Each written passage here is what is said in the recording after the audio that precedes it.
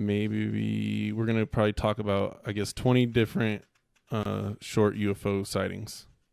All right, everybody, welcome to episode 5 of Alien Suit Podcast. We are going to get into the Dulce Underground base. We're going to talk about some CIA UFO files. Phil Schneider, a former government employee that had a lot to say about the aliens back in the 90s, but he committed suicide under strange conditions. Some of you might know as suicided. So that's what we're going to be up to tonight. What's up? I hope everyone's having a great Monday. So this book, I'll start with CIA UFO papers. It kind of already, I'll skip through because we kind of already went through the first portion of this about the UFOs in the 40s and then the creation of the Air Force and the CIA. We've talked about that in the past.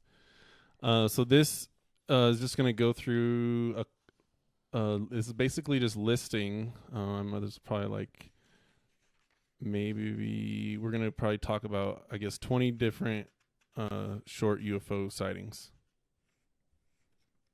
Hopefully it's not too boring. Okay, so the agency, talking about the CIA, the agency established its first staff development facility, the Office of Training and Education in Langley, Virginia in 1950. It's unclear whether UFOs were even a tangential subject. At T-Ticket, Massachusetts, on February 5th, 1950, from the ground, an Air Force lieutenant and pilot, along with former Navy pilot and 2 others, observed a pair of illuminated cylinders, thin in profile, at 5:10 p.m. As they watched, a fireball dropped from one of the structures. These objects maneuvered together for 5 minutes, then ascended swiftly out of sight. Their report to an otherwise skeptical Project Grudge was left unidentified. And Project Grudge was the initial MJ-12, wasn't it? Yeah, I think it was a roll into MJ-12. At first, it was one of those smaller subgroups for alien stuff, trying to hide things and cover all this stuff up. But yeah. And then they made the official committee, I guess. Yeah. Okay, so then another one at 9:26 p.m. on March 20th, 1950, over Stuttgart, Arkansas, a Chicago and Southern Airlines captain and his first officer observed a 100-foot saucer for half a minute. They noted 9 to 12 portholes along the lower side that emitted a soft purple light. At the top of the light flashed. A light flashed 3 times in a 9-second span. The pilots adjudged its velocity upon leaving as not less than 1,000 miles per hour. Project Grudge has left this case unidentified as well. President Harry Truman declared on April 4th, 1950, "I can assure you that flying saucers, given that they exist, are not constructed by any power on Earth." On May 20th, see, it's funny how it almost seems to be more common knowledge back then than it is now. Mm-hmm. On May 25th, U.S. Air Force Lieutenant Colonel Doyle Reese, the commander of the 17th District Office of Special Investigations, wrote to his superior, General Joseph Carroll. Reese's letter concluded, "This summary of observations of aerial phenomena has been prepared for the purpose of re-emphasizing and reiterating the fact that phenomena have continuously occurred in the New Mexico skies during the past 18 months and are continuing to occur, and secondly, that these phenomena are occurring in the vicinity of sensitive military and governmental installations." An American Airlines DC-6, soon after takeoff from Washington National Airport on May 29th, 1950, confronted a brilliant object coming straight on, veered to avoid a collision. Reported the captain later, "As I looked to the left of the object appeared to come to a stop. It appeared as a perfectly streamlined object without wings or tail section. In seconds, the intruder circled around to the right and paced the plane, then turned away abruptly. We watched it for several more seconds until it disappeared in the east out of sight. I have never seen anything like it before or since. On July 31st, 1950. These are just every couple of months. They're getting them all the time.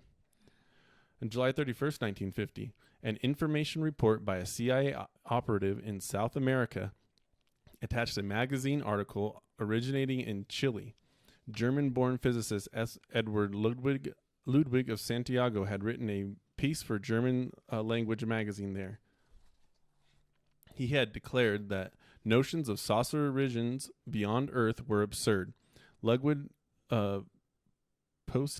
posited that nighttime observations of anomalies were actually from exhaust from an advanced but unnamed gas turbine vehicle. The remaining text was largely technical, discussing the properties of aerodynamics related to lift. Less than 3 weeks later, on August 18th, another foreign CIA information report from a redacted source concerned an August 4th sighting by a ship's crew at sea, sailing from Nova Scotia to an unidentified East Coast U.S. port at 10 a.m. that day with smooth water in the sky, a clear sky. The captain was called hastily to the deck. There he and the crew confronted a smallish, ovular, cylindrical object off the starboard bow, probably several miles away, flying low over the water. The captain viewed it through the binoculars for 1.5 minutes as it approached the ship, then flew away with uneven churning motion. Its closest approach being about 1,000 feet, no sound was heard. One crewman described its shape as elliptical, like an egg cut in half lengthwise. The unknown cast a shadow in the water. He said it moved away at tremendous speed with a spinning, wobbling motion. The anecdotal report deserved the credible side of the ledger, as it was reportedly seen by multiple military witnesses who, by occupation at least, were likely fairly reliable at observing at a distance. Some of them might also have been adept at judging the size and shape of something unusual in their seafaring environment. Late in that summer, on September 8th, came an underscoring of military directives pointedly regarding anomalous airborne objects. Air Force Major General Charles P. Cable at Air Material Command wrote the Air Force commanding generals, major air commands, and U.S. air attachés with copies to the intelligence directors of the Army, Navy, Coast Guard, FBI, CIA, and State Department. The memo, titled Reporting of Information and Unconventional Aircraft, defined same as any aircraft or airborne object which by performance, aerodynamic characteristics, or unusual features does not conform to any presently known aircraft type. Each incident was to be reported separately with descriptive details and at the time of sighting to the Air Material Command, Wright-Patterson Air Force Base. Let's see. We're almost done with 1950. Let's see. At the outset of the Korean War in August 1950, the CIA comprised a few thousand employees.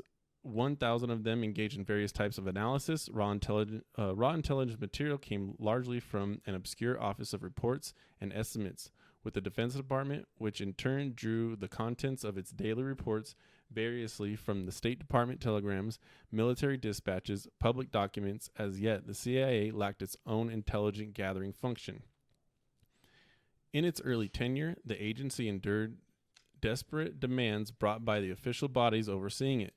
Truman's White House wanted a centralized group to organize the information reaching him. The DoD wanted military intelligence and spy stuff covert action. The State Department wished it to be an agent for global and political change favorable to the United States. It's funny. That's the exact same thing that the Roswell paper said when they were talking about it.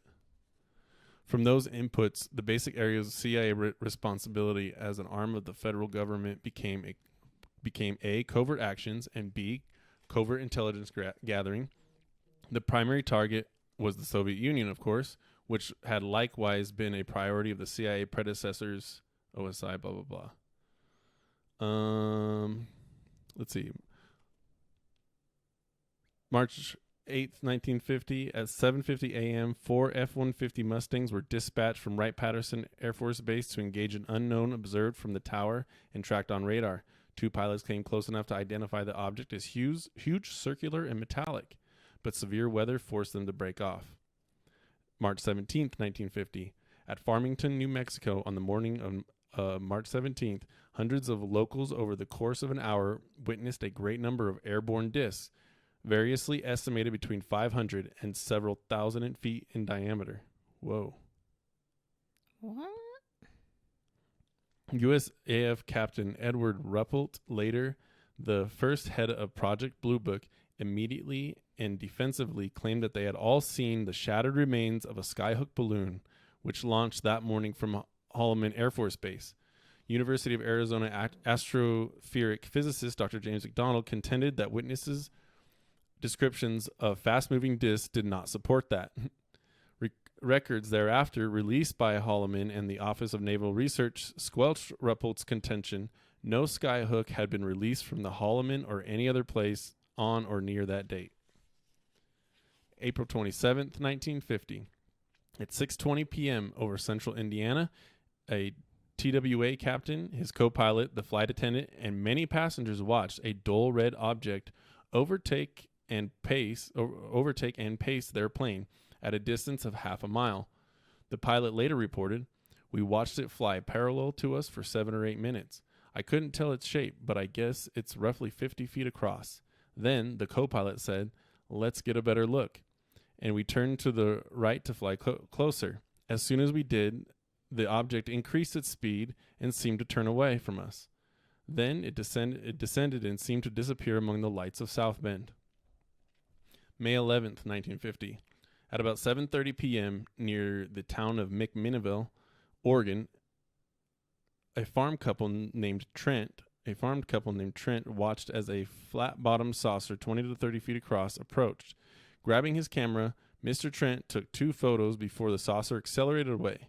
In 1967, astronomer William K. Hartman, serving as an investigator for the UFO debunking University of Colorado UFO project, analyzed the negatives and concluded the following. This is one of the few UFO reports in which all factors investigated, geometrical, psychological, and physical, appear to be consistent with the assertion that an extraordinary flying object, silvery metallic, disc-shaped, tens of meters in diameter, and evidently artificial, i.e. not man-made,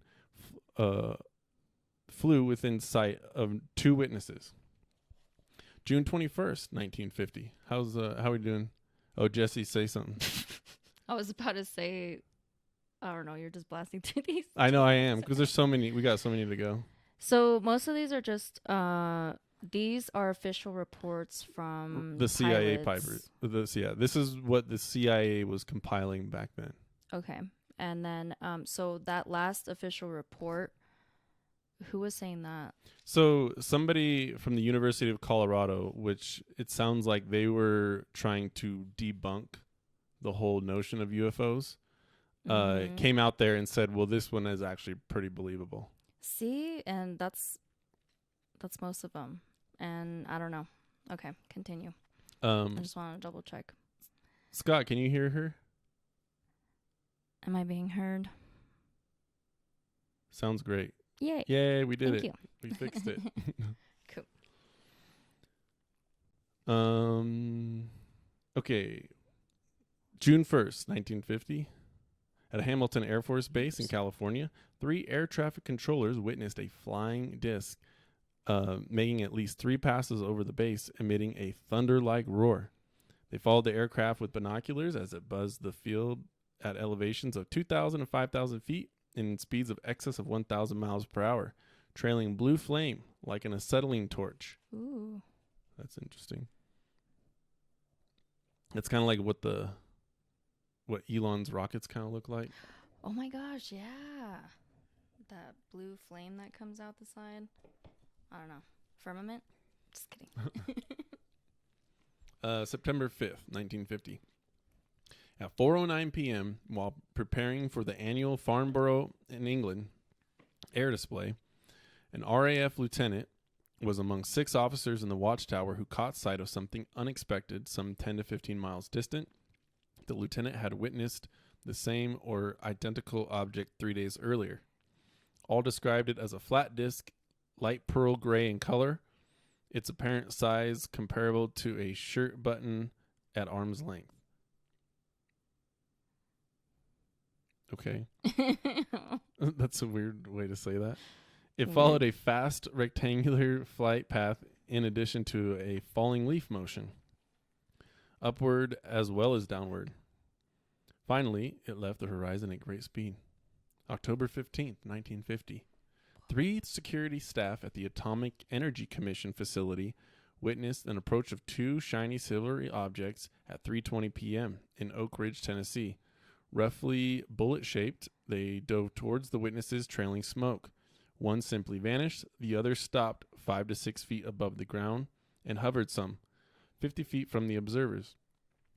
In the ensuing minutes, it left and returned several times to spots somewhat further distant. Eventually, it left the area. Project Grudge ruled the intruders unidentified. So that Atomic Energy Commission actually helped build Dulce Base. Oh, really? So we're going to get into that. Which makes sense because we know at least for sure they've done underground nuclear testing there. Right. But the things that's weird about it, which we'll probably get into, is this weird stuff that's been seen around there, all the UFOs and such, before they even built that base. Ooh. November 21st, 1950. Wilbert Smith, director of Project Magnet, the first Canadian government UFO study, wrote a secret memo on geomagnetics following a meeting in Washington, D.C. on the subject of UFOs he related. The matter is the most highly classified subject in the United States government, rating higher than the H-bomb. Flying saucers exist. Their modus operandi is unknown, but the concentrated effort is being made. The entire matter is considered by the United States authorities to be of tremendous significance. Okay, so now we kind of move to 1951. So we'll just keep moving forward. At 12:55 a.m., a Douglas RSD 4-engine Navy transport with a second crew plus 31 passengers aboard was at 10,000 feet on return flight from Keflavik, Iceland, to Naval Air Station Argentina, Newfoundland, when a brightly glowing unknown appeared in the distance, 1,000 or 1,500 feet above the water. Suddenly, it rose at great speed toward the plane, clarifying its appearance as a disk with reddish-orange at the perimeter. Upon its close approach, the plane's hydraulic and magnetic directional gyros began oscillating along with the magnetic compass and 2 auto-directional finders. The intruder reversed course, zooming into the night as the instruments returned to normal functioning. The crew was extensively debriefed afterward, and the pilot was visited months after by an officer from Naval Intelligence who showed him multiple UFO photos seeking a match. That's interesting. He's like, so which one did it look like? Mm-hmm. Tell me. At Ladd Air Force Base in Alaska, a sergeant observed a gray metallic object at 7:10 a.m.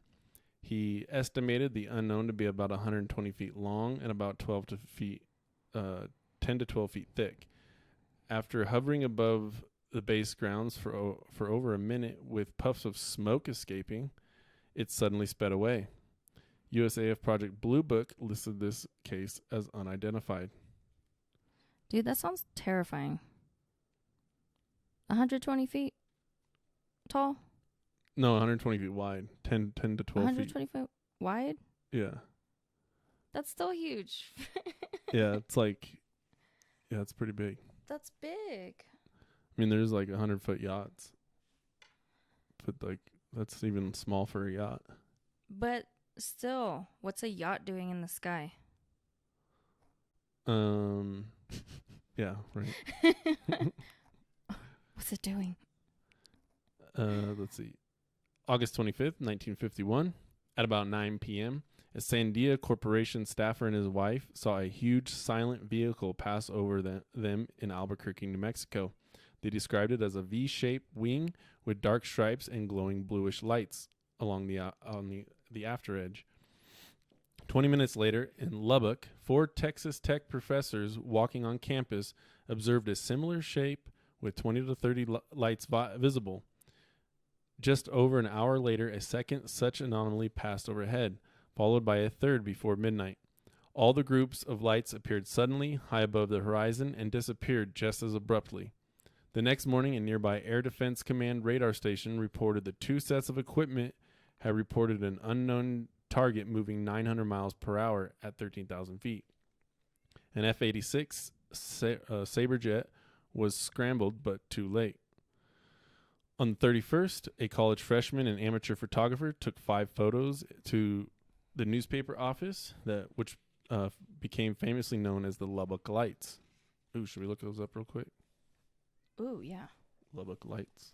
So funny that the last one that you just mentioned about the Sandia Corp employee, Sandia Corp also helped with the Dulce base and underground base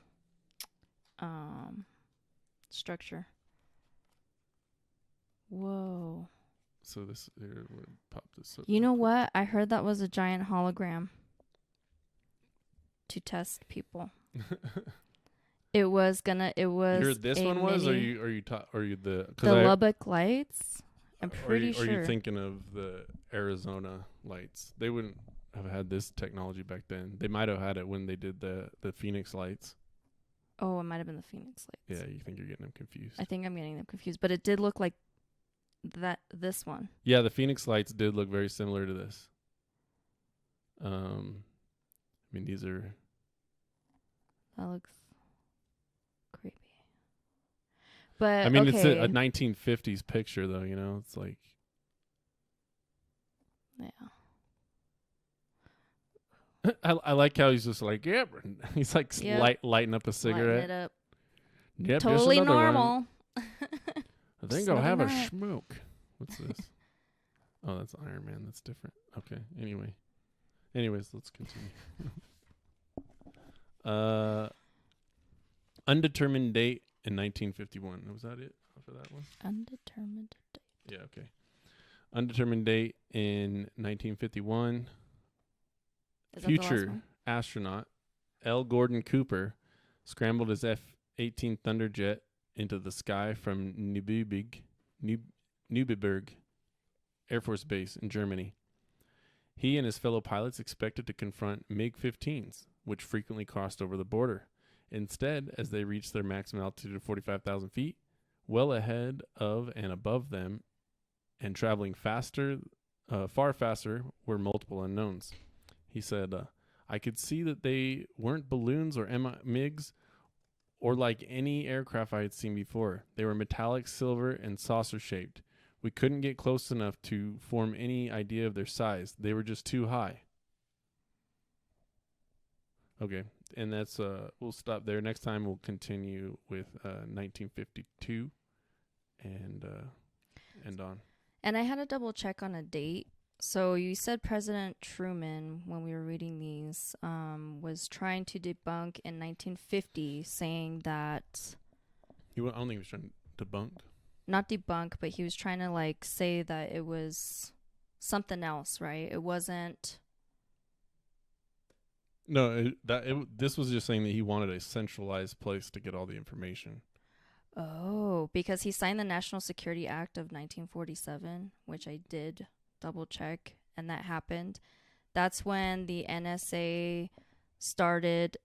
James Forrestal was the first Secretary of Defense, and he was the number one. He was the first dude of Majestic 12. Forrestal. Isn't that the guy committed suicide? Yeah. They suicided him. They tied sheets around his neck and threw him out the window. Oh, really? Yeah. Yeah, that's what it said in this other one that I have. So maybe next time we can go over that one too. Because actually, some of this Dulce base is kind of like around the same time, the 1947, when Truman started writing on this. But we'll get into all that next time because I ended up finding some other information about Dulce.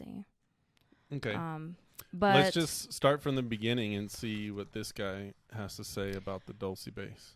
yes, so the Dulce base, and again, just wanted to elaborate that this is by Gil Carlson, which he comprised this book together of the information, like the details of the Dulce base. He gets most of his information from the Blue Planet Project, which was a group of papers from a microbiologist who was working at the Dulce base and a bunch of other underground bases. But I did want to go into what the Dulce base is, the structure of it, and all these accounts. There's Phil Schneider, there's Bill Cooper, there's now this scientist that was anonymous at first, mentioned in this book, but in another book is mentioned. His name is Jefferson Souza, so you can look him up too. And they all have similar stories, similar structures of this base out in New Mexico, the Archuleta Mountains. So just kind of want to dive into it, read a little bit about it, and then get into what they were actually doing there, because it's pretty crazy. Also, disclaimer, I don't know, for the faint of heart who don't really want to get their world shooken up a little bit. Well, they wouldn't be here if they weren't. They wouldn't be here if you weren't. Okay. I just got to throw that out there. Okay, so they actually made the movie Close Encounters of the Third Kind based off of an event that happened there when they were doing the base. So the construction of Dulce is 2.5 miles northwest of Dulce, actually, up on a ridge of mountains. It goes down not 7 feet, but... Wait, read that. What's that this say? one? Yeah. So Dulce is known to be a genetics lab, and some of the work there is devoted to studying the mutation and human genetic effects of radiation. Some of the work is devoted to studying alien life forms. But there's hint of so much more going on that they have to fight to keep a secret, which they have. They've killed a lot of people trying to get from this information from getting out. Doesn't it go into a part where it talks about the town of Dulce? I mean, yeah, but most of the people, it talks about how most of the people there are undercover secret agents. Yeah. Wait. I feel like you're skipping part of it. I don't think so. This is a introduction from Gil Carlson, and he just kind of talks about the UFO. He talks about all the strangeness going on here on planet Earth. Dulce always struck me as one of the most interesting, maybe because it has such a morbid darkness to it, and the strangeness of the residents of the town of Dulce, as well as what I perceive to be a very powerful response to any mention or speculation about Dulce. So for your own good, I would strongly advise against going to this area and snooping around or asking questions. So let's get started. Since what I feel is most accurate information on Dulce came from the Blue Planet Project, which we start here. There seems to be a good deal of evidence about the strangeness of the Dulce base from the folks who helped in the construction, and then those who worked in the labs, intelligence personnel such as the NSA, CIA, and even some abductees, which the NSA was started, like I said, the National Security Act 1947 by Truman. Wait, the National Security Act, is that that's not the National Security Administration. When did the NSA start? Yeah, when did the National Security NSA finding? Because it's finding year founded.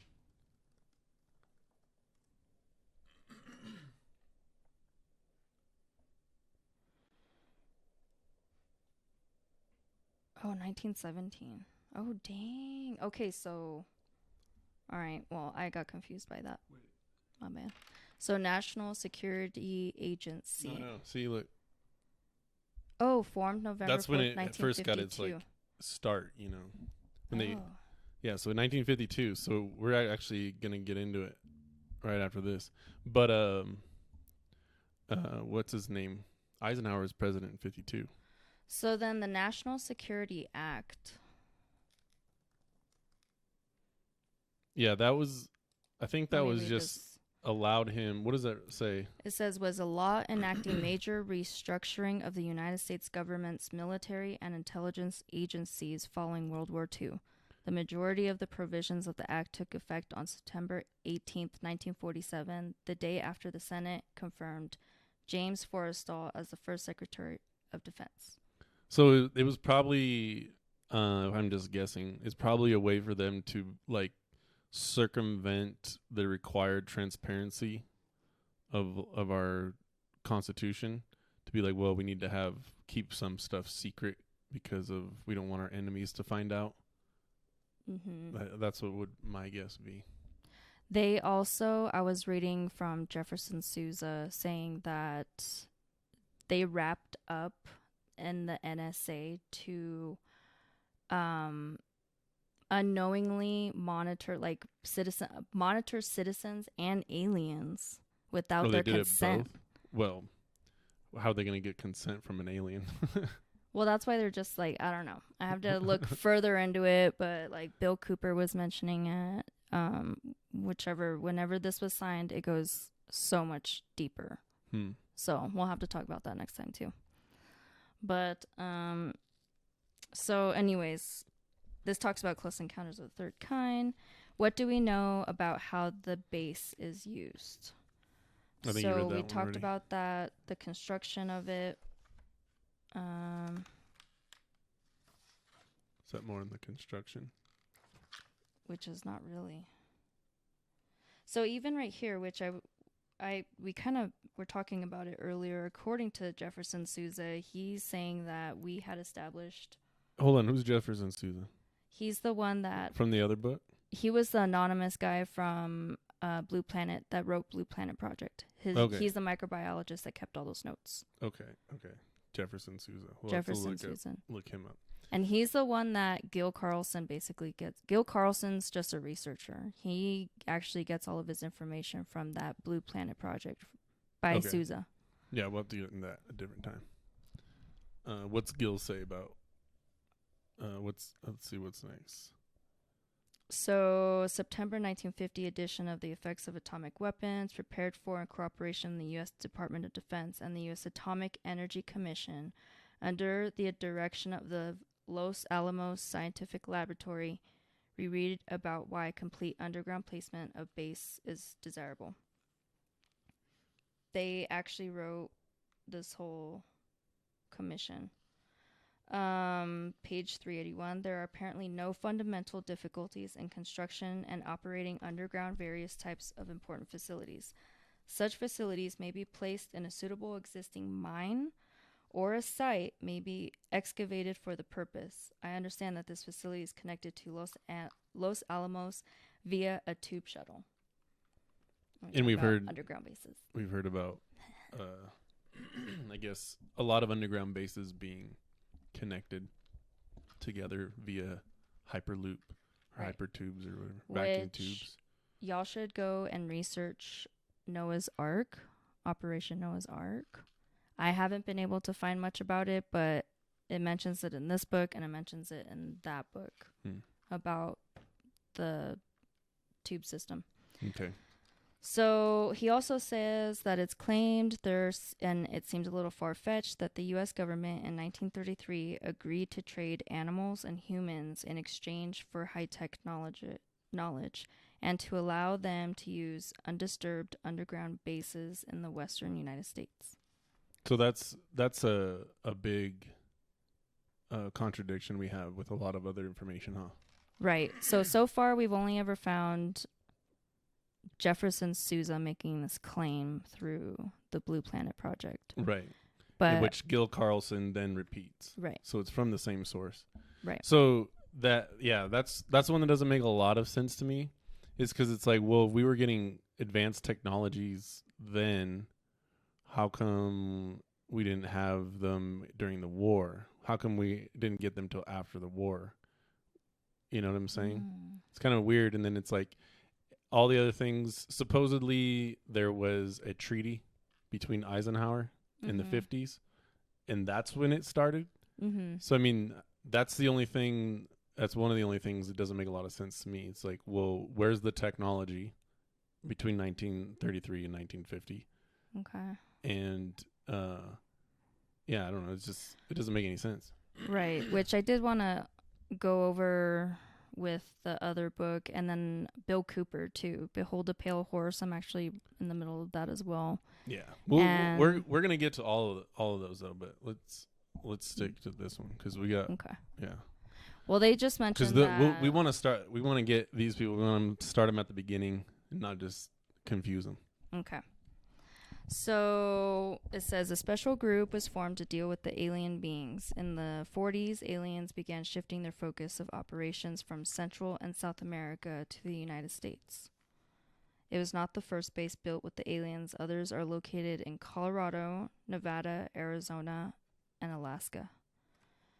It seems to me that with aliens' superior abilities, there'll be no need to work with the humans. They would be more secure in well-hidden areas. With electronic shielding abilities, like holograms, there would be no need to worry about being discovered. The continental divide is vital. The continental divide is vital to these specific alien entities. Part of this has to do with the magnetic substrata rock and high energy plasma states in this area, as a very high concentration of lightning activity, underground waterways and cavern systems, field of atmospheric ions, etc. Like Nevada has those underground waterways and, you know, high desert, high electrical storms and stuff like that. So the Midwest is perfect for all that. And then it talks about the aliens. I don't know if you guys want me to go into that. It just jumps right into it. It just jumps into who are these aliens. Let's read Dulce base activity. That seems to be more. Okay. So the Native Americans in the Dulce area recall that starting in 1947, troops were going in and out of this area every summer, and the troops built a road and started hauling things in. So they're saying 1947. Interesting. So they're already... That people already started to show up. So that's military already building these bases. They're in... Well, just because they're going there, they could just have a camp. We don't know if they actually... It doesn't say that they were digging underground yet. They might have just known that something was going on there and wanted to keep people away from it. So supposedly there was already an alien underground base, which this will get into that too. This speculates that there was already an underground base, and then we just came in, built on top of it. But that wasn't until the 70s. But that wasn't until later. But then, well, I don't know, because then did you end up uploading these pictures too? So that way people can see what it looks like, because that's freaking huge. I don't know. You have to show the camera. Yeah, it's insane how huge that tunnel boring system stuff. But that's I mean, that's not secret knowledge. This is just a tunnel bore. But that technology was supposedly back in like the 50s, in the 40s, with I don't know. I'm just saying. Maybe. So they also recall that signs on the trucks read Smith Corps, Paragosa Springs, Colorado. And they think that could just been a cover-up, make it look like a logging operation, blah, blah, blah, blah. And then the road was later blocked and destroyed. The Rand Corps, which this I've heard multiple times, this Rand Corps were getting involved with government and of the building of the facility, was contracted to do a study for the base on the geology around the nearby lakes. Most of the lakes near Dulce were made for the Indians using Indian government grants. But that was the grants were also used to construct the Navajo Dam, which started July 1958. This dam is a main source of the conventional electrical power for the base, with the second source in El Vado. It has also been claimed that at El Vado there is an underground entrance to the Dulce base. So all these government grants, they say that they're for these, Indian reservations and the money's going to them, but it's really not. It's just for their covert. It's how they fund. It's how they built the structure to get the energy to run the base. Right. And they say it's for, anyways, whatever. Yeah. It's crazy.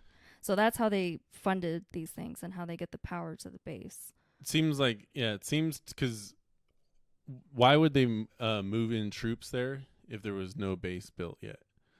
To me, that says to me that they wanted to guard the area. They wanted to set up a camp in order just to keep people away from there no matter what. That's what that says to me. And then over time, they decided we're going to build the base. But I think when we get into, because Phil Schneider's story talks about how basically they went to go in to build the base, and then they realized there was already a base there. Oh, maybe that's what they're talking about. Yeah. So what's next? So then, still talking about Rancor, blah blah blah. Nuclear tunneling machines. So that's just, I guess it's talking about. It shows a big. I guess we should explain these for people actually listening to the actual podcast. It's a big cylinder thing, kind of on a railroad track, and it's a nuclear powered bore machine. Yeah, I don't know if we really need to read that part. It's just kind of like redundant. Showing that. What's this? Noah's Ark talks about Noah's Ark and the Okay. Connection with the system of over 100 bunkers and bolt holes, which have been established at various places on Earth. And so that's basically the theory that if there is ever like a nuclear holocaust, then they have these underground bunkers for, the important people to go to, and they can move in and move out. While us surface dwellers are going to have to fight for our lives up here. Yeah. Well, most of us are going to get killed if that happens. 90% of us are going to die. I'm just going to kill myself. Oh, my God. Oh, here we go. Dude, okay, the Blue Planet Project author, so that Jefferson Sousa guy, also claims that they built the same type of subterranean tunnels on the ultra top secret moon and Mars bases as well. This is what I keep trying to tell him. Well, I'm very skeptical of Sousa because he's already got some of his dates contradicting what a lot of other whistleblowers are saying.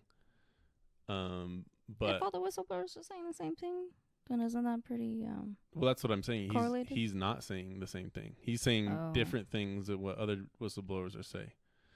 But I mean, he's worth looking at because he definitely has a lot of information. But I don't know. That's probably the biggest thing that I have against him is that some of his claims don't really match up. The other one is maybe this is just Gil Carlson. It's kind of scattered. I see why you have like all the things jumping around because it's like it just like puts aliens before it talks about the building of the base. I know, and then it goes back to talking about aliens, and then all of a sudden moon and Mars bases. Yeah, this is kind of it's. Whereas like, whoa, okay, so, but like I'm finding out other stuff and other people also. So in the UFO community and extraterrestrial community, there's moon and Mars bases. What does he mean? What does he say? Claim that they built? The aliens or humans did? Combined. So okay, yeah, that's really hard to believe. So they're basically saying that we already have moons on Mars.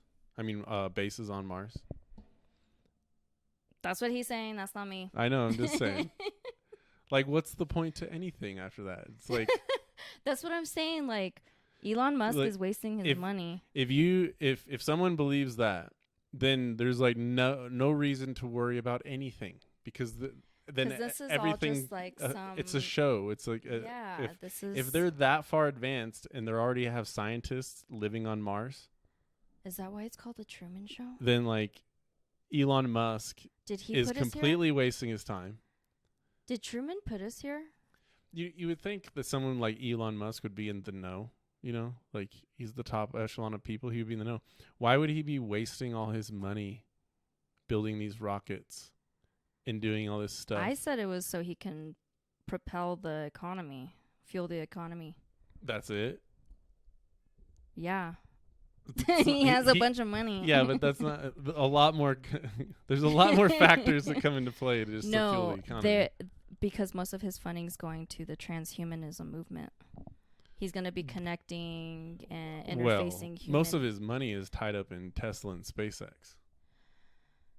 But the main issue that I think the main technology that the aliens want is his transhumanism movement. To connect mind and machine interface. Maybe. That's a whole other conspiracy. I don't buy that, but Scott, help me out. What do you think? You think Elon Musk is using Neuralink to mind control us?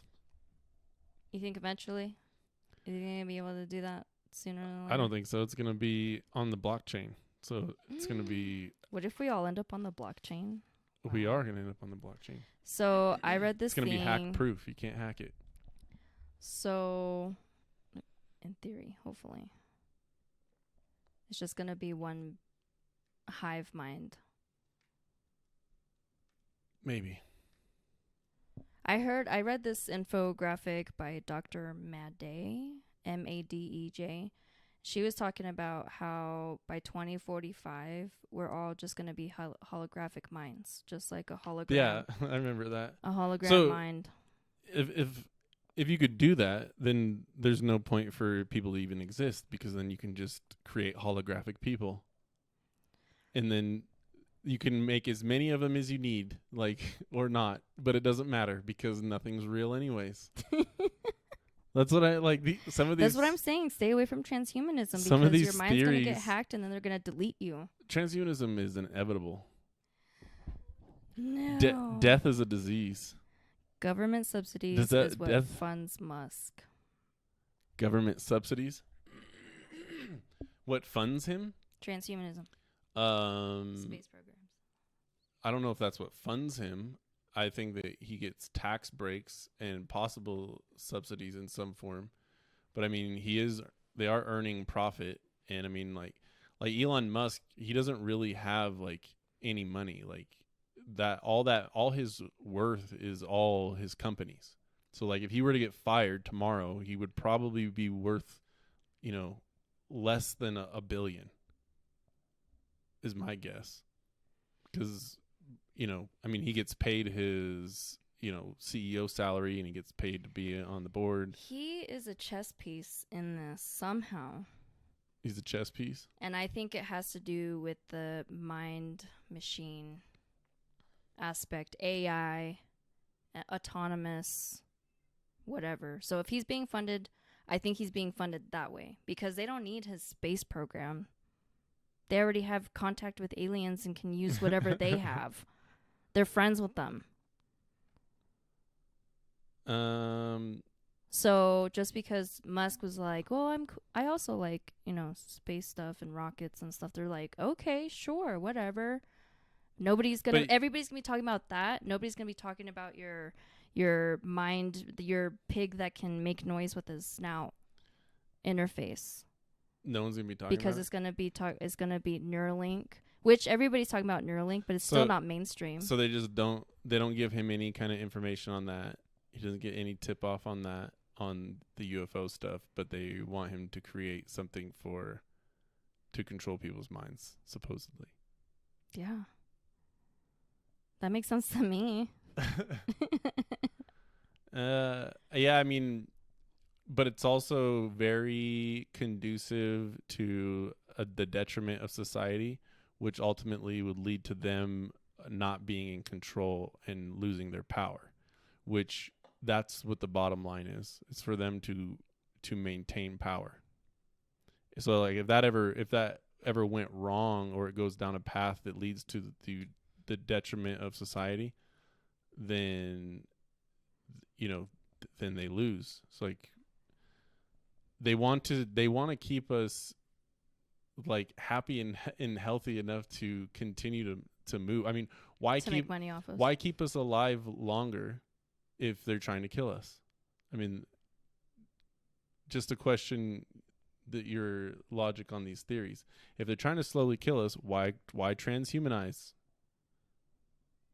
So that way we would download our mind onto the interface and become Okay. part of the hive mind. But what's the point? What's the point in poisoning us? To keep us sick so that way we can stay dependent on pharmaceuticals. Okay, but then why transhumanize? So that way they can trick us into downloading our minds into the interface. But transhumanism because they promise means eternal life. you're mixing with right. So is it going to extend life? Well, they're promising that you're going to be able to download your consciousness from your old body into a new body. Okay, so after one generation and we found out they lied, then what? We're all downloaded. It's not they're not living longer. They're just downloaded. Like, it's not helping anything. I'm not going to do it. And then it stops. Like, there's got to be a call to action. There's got to be, like, people have to see it. Like, yeah, my grandma's like 150. I'm going to do that too. You know, like, there's got to be a benefit from it, or else people will just not do it. Because they're going to only allow the rich and the famous and the people who can afford it or who can contribute to what they want are going to have access to that. But us peons are not going to have access to that type of technology. So they'll probably download our brain onto a server and then delete it later. So what's the point then? So the point is to get people out of their body, because that's less people on Earth. They want to download it into a holographic body or a digital body, which I don't know. So okay. So you think that the poor people, they don't care about, they're just going to let us live normal lives. So only the people who are rich are going to be able to transhumanize, but it's not going to let you live longer. It's a trick just to download your brains so that they can do what? Make clones or just have your stuff downloaded on a collective conscious to like look at it. No privacy. What does it matter? They all died. I don't know. That's to why be able do you to see? mind control? It doesn't make any sense to me. Because, okay, so for example, in the community about that hive mind of the Greys, okay, the hive mind of the Greys were accidentally tricked in saying that they could download their consciousness and live forever, when all they did was download their consciousness accidentally, or at least they were promised, to that hive mind, which they were then controlled via, the person who controls the mind. Which technically, okay, so I'm just going to tell you. So what's the benefit? They say that it's interdimensional control. Okay. And I know but that doesn't mean that doesn't beyond. It's like, yeah, it just gets into science fiction. It does, and it really does. That's why I say we got to treat a lot of this stuff like science fiction, because I could go out, write a book, and say that some guy, somebody in the military gave me this information. I mean, I'm just saying rumors in the UFO community. Well, we're talking about these specific authors. We're talking about. Oh, okay. You know what I mean? I mean, I just threw that out there as part of the UFO community, as part of it being interdimensional and all that stuff. But I mean, we'll get into stuff like that. It gets thrown in kind of a lot. Scott says, why do you think the government funds him? Well, the government gives him tax breaks because he brings jobs. So, like, we have a Tesla plant here in Nevada. We gave him a huge tax break when they came here because he was going to bring 16,000 jobs with him, which is good for the local economy. So they gave him a tax break to build his building and to stay in his building for the first few years. And then we had a Democrat come in and raise the taxes, and then he fired a bunch of people, and because they couldn't afford it, whatever. They also, NASA isn't doing space missions. They're paying SpaceX to fly them back and forth. So I don't know if it's funding, but he is turning a profit flying Russia and China and the US up into the space station and stuff like that. That's pretty cool. I think that's what they're gonna just make him into, some taxi service, because he has the money, he has the funds and the technology now. Well, I to don't think just, they're like, gonna make him do anything. mass I think transit that he has a people. plan, and I don't think anything he's doing is by mistake. Mass colonize. I mean, if you think everything he's doing right now, the electric cars, learning how to make automated systems, the boring technology that he's got control of to make his hyperloops, and the SpaceX, everything is conducive to him building a base on Mars. So it's like these are all technology. Or adding to it. Yeah, I doubt that. I just really doubt that. Watch. They're going to be like, yay, we got to Mars. Be like, see, we already had high, just so you know. What's that? Ooh. But yeah, I mean, because if that's true, then he's just wasting his time. It says you can go into outer space, but you need to be chipped. I can see that. I could see that. I could see them making that happen. But then again, it comes into question of, is that a violation of our rights? You know, that's why the Constitution and these things are important, because it's like, okay, yeah, they could say that, but is it gonna fly? You know, they're trying to make it fly now. This is a good test to see if that kind of stuff is gonna fly. You know, the whole even the vaccine passport and all that kind of stuff. Will it fly? Probably not. I mean, nobody's gonna go get chipped. Nobody's gonna go get chipped. The only way they're gonna be They already did it with the vaccine. Just kidding. Just kidding. The only way they're going to be able to talk the masses into getting a procedure like this done, of where you're getting an implant in your brain, is if it's 110% safe, and the benefits are plus 1,000. You know, it's got, no one's going to even bother if it's not. And as soon as it fucks up once, that could be the end of it. As soon, you know, if that were the case, as soon as they find out that something's happening, it'll either be the complete end of mankind as we know it, if they literally have control of everybody's brain, then it won't matter, right? That's where a lot of these conspiracy theories end up, is the end of mankind, and then nothing matters. So if that's the point, then okay, then they can just be in control of a bunch of mind slaves, and them be the only ones that aren't. You know what I mean? Like, you know, you can't really reason with psychopaths. They just want control. It doesn't mean control over but free people or for the market. Eventually, they'd have to get everybody. It would, yeah. Yeah, they'd have to get everybody. That's the extent of the psychoticness, is that it, you know, for us it'd be like, it doesn't make sense, you know, why would they want to enslave everybody if they're just gonna not, you know, whatever, slaves? But it makes sense. It wouldn't make sense to a normal person. Well, it doesn't make sense on how extremely hard it would be to get everybody to do that. Well, Scott's saying that it would be on a volunteering basis, which I agree with, because then, I mean, that's just like with the COVID vaccine, was a volunteering basis. People are getting the jab without it being FDA approved. Who's Candace? Who's Candace? Jonathan Noob. What's up, man? Like and subscribe. Jonathan. Welcome to the show. What's that? With the level of censorship in our current world, with people dying from the jab and it being suppressed, all they have to do is not report it. Oh, getting the jab. Yeah. What? Not report what? Side effects? What? The mass? A mass mind control? I mean, no. You'd have to make people want to get it. Like, that's the thing. It's got to have major benefit. It's like, if they lie about it, they're only going to get away with lying about it for so long. Well, the benefit would be you get to go to space. But Not what's the point not of everybody. going to space? Not if everybody you're wants to go to space. Yeah, but I mean, so there's going to be people. I think there's going to be people who are anti-technology and versus technology. So people, the anti-chippers versus the chippers. Totally. So that you're never going to get 100%. Right.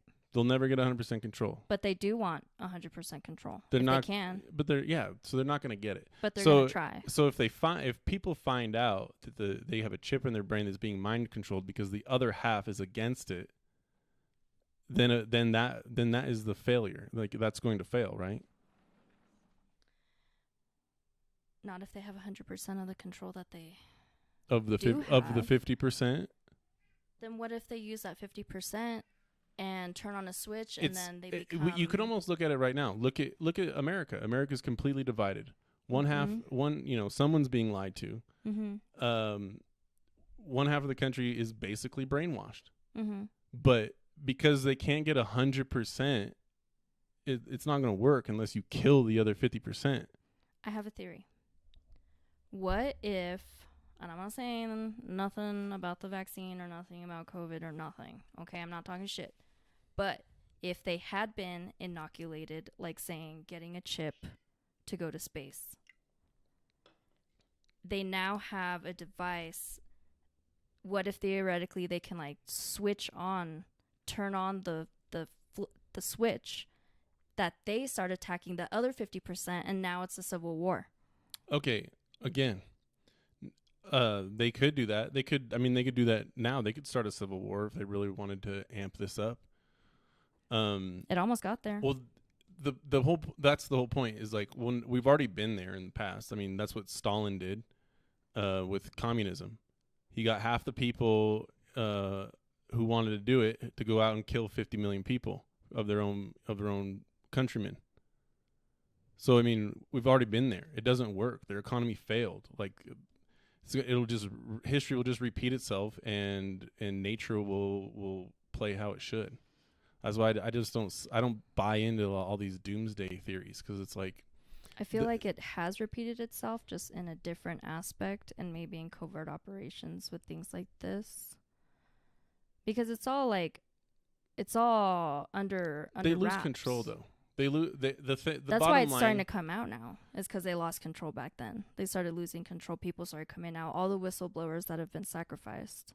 Well, if they kill half the planet, then they lose control of half the planet. You can have control over the majority of the planet if you play your cards a little bit better than just mind control half and then kill the other half.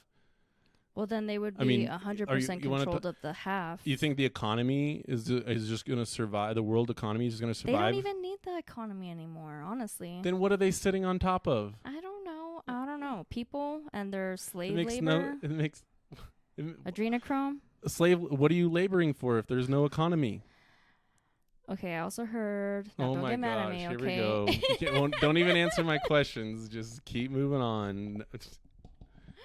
Also in the UFO community, that supposedly there's like intergalactic like human slave trades. So you know how like there's different hybrids of humans and then there's like the slave trades of those humans and hybrids and alien hybrids too. Okay. Come on, help me out, guys. Maybe. You know this. No way to prove that, but it's possible. Yeah, I know, but I want to get more into that type of stuff too. I don't know. It was just interesting.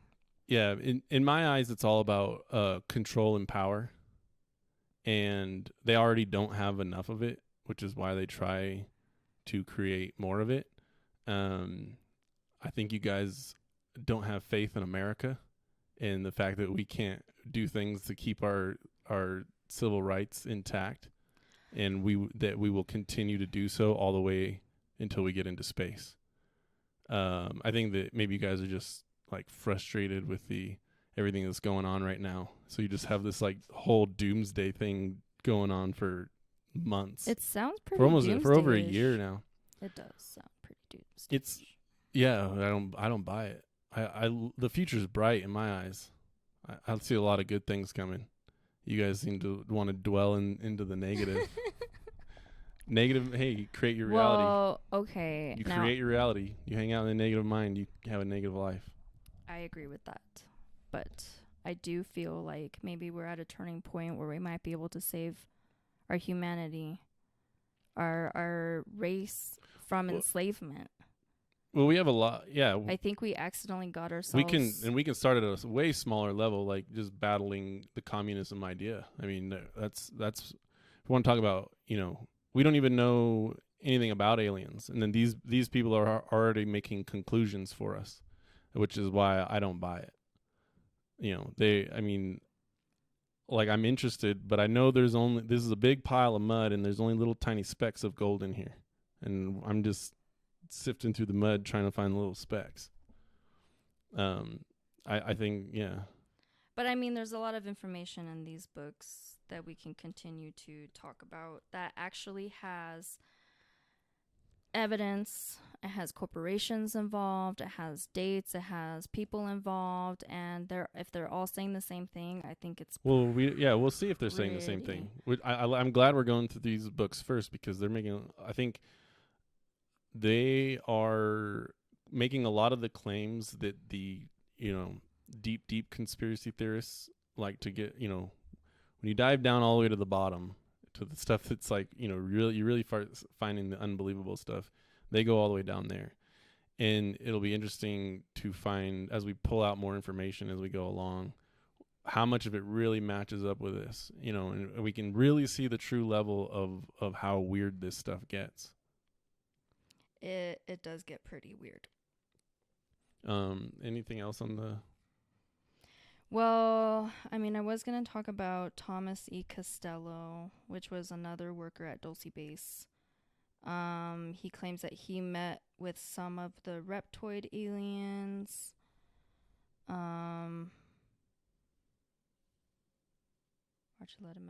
He also claims that there's over 18,000 aliens at the complex. In March of 1990, Japan's Nippon Television did a 2-hour special on Dulce Base. They tried to get in, which obviously they did not. What? They've done a lot of research saying that... Oh, it says that they were looking for the biogenics laboratory where they believed they would find ultra-dimensional entities that materialize in disguise as aliens. Oh, wait, what? That's what it says right there. I didn't say it. Norio Hayakawa. You can find it too. Man, this guy did not organize this book very well. He did not.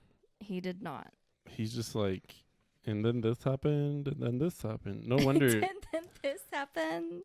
You see why I have to like try to sort through all the information? Like, it's almost like I need to reorganize everything. Don't reorganize his work. He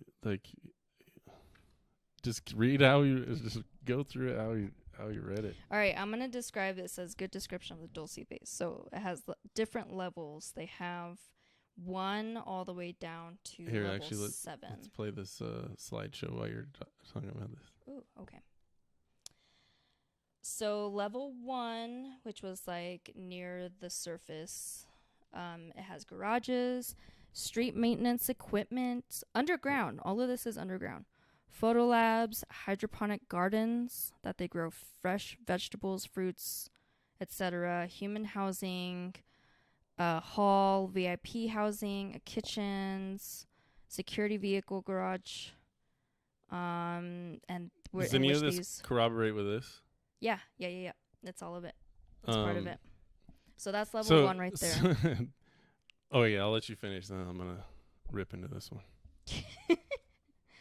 Level 6, or is it level 6 genetic experiments down there, was infamously known as Nightmare Hall, a security arsenal, a military arsenal, military security, generator impulsor. This generator is 200 feet in diameter and has 2-level electromagnetic impulse device that can create a perfect clone or a replicate of a person. A cloned person. That's what it says here. And it talks about the Human Genome Project, which is absolutely a thing. Alien organisms and biological technology are tested in the upper levels of the underground biogenic laboratories. Alien genetic engineering, cloning, and cryogenic technology have been studied with a view towards enhancing human genetics, deciphering the human genome, and gaining a biological advantage by artificial biological engineering. It is claimed that strange life forms have been bred in these laboratories. Ooh. U.S. Energy Secretary John Harrington selected the Lawrence Berkeley Laboratory and New Mexico's Los Alamos National Laboratory to house new advanced genetic research centers as part of the project to decipher the human genome. The genome holds the genetic code instructions that guide the transformation of a single cell, a fertilized egg, into a biological being. And just real quick, sorry, I'm just putting a slideshow of some stuff that I found around the Dulce base. Dulce base. Yeah, just some random pictures I got off the internet. Anyway. So let's see. Covertly, this research has been going on for years at Dulce Labs. Level 6 at Dulce is privately called. Oh, they got those two Wu-Tang levels forever. mixed up. We got some people in the chat. Wu-Tang. What is the methodology behind the graphic? Behind this graphic? Is that Dulce right there? Is that supposed to be? These are just some images I found that had something to do. So with Dulce, these might be real images of Dulce, or they might be of other underground bases. So this is where we're at right now, talking about the different levels. As you can see on level 4, they have mind control experiments, alien housing, genetic experiments, cryogenic storage, where they keep these hybrids and human genetic mutations cryogenically frozen there. So this is a real photo of like a supposedly mutilated cow near Dulce. That's a aerial of Dulce. That's just a. So here's an interesting one. Security commissions, human staff housing. This is slightly different.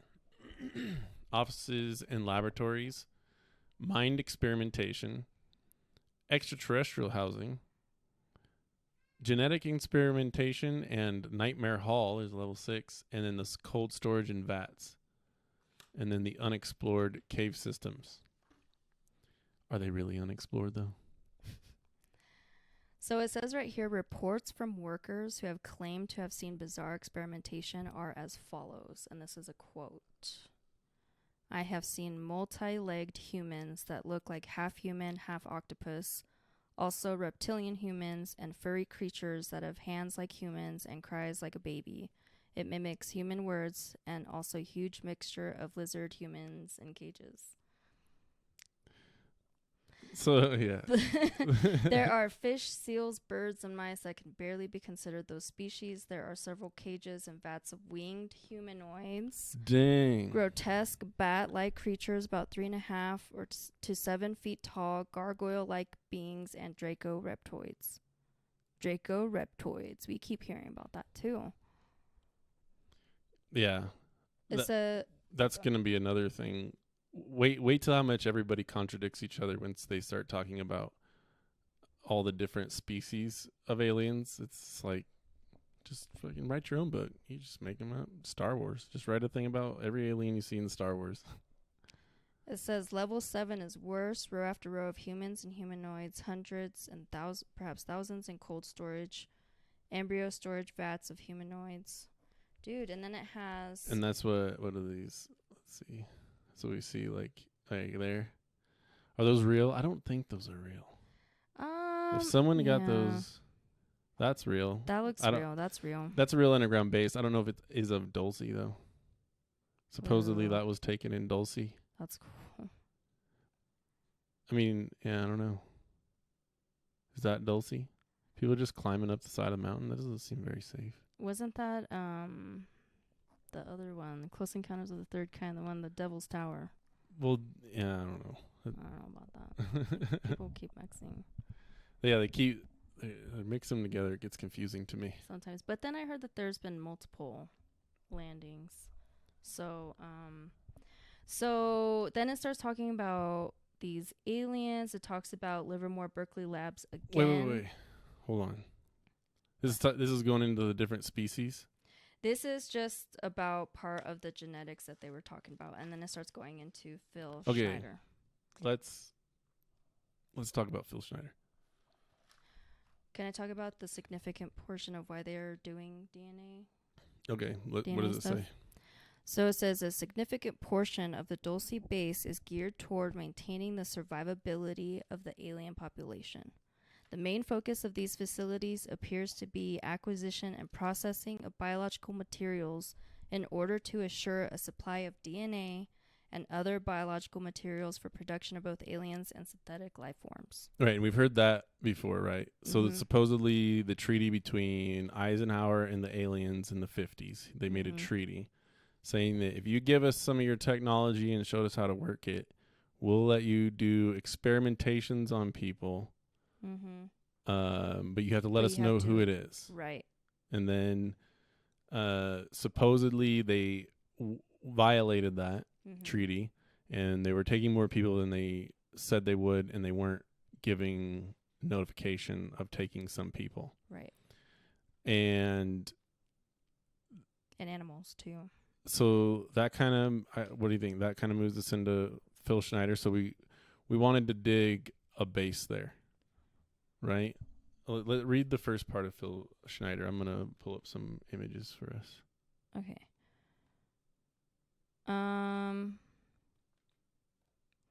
I'll have to talk about that next time. But so Phil was the son of U.S. Navy Captain Oscar Philipp, a German U-boat commander, and then in the U.S. Navy, was involved in the Philadelphia experiment and nuclear testing programs in the Bikini Islands.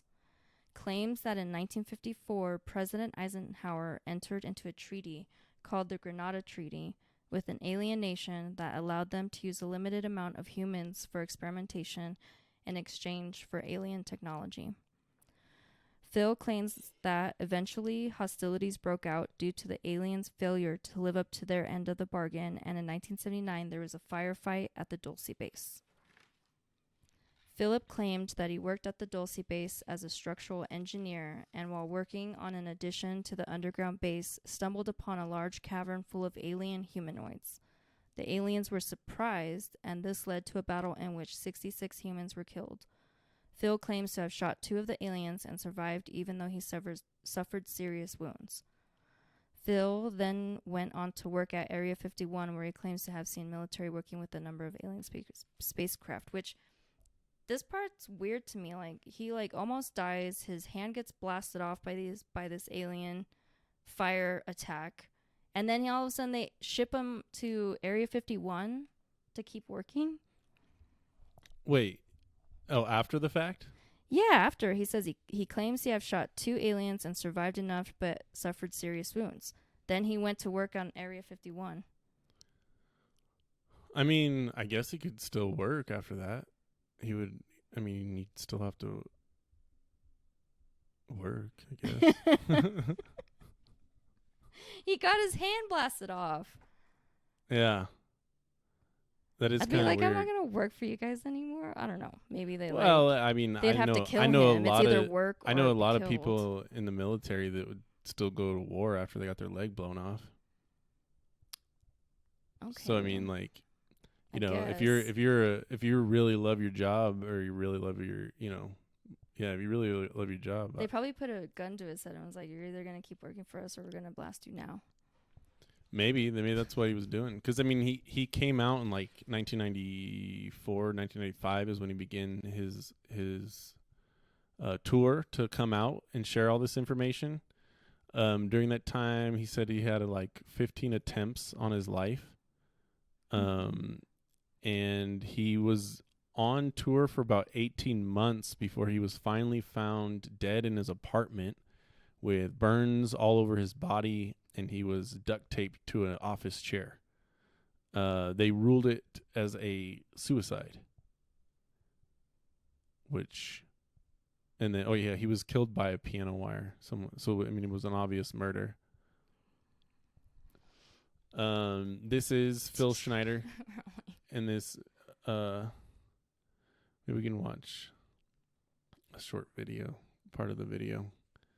So he toured around America for 2 years trying to get this information out, telling everybody about his story, we're getting there.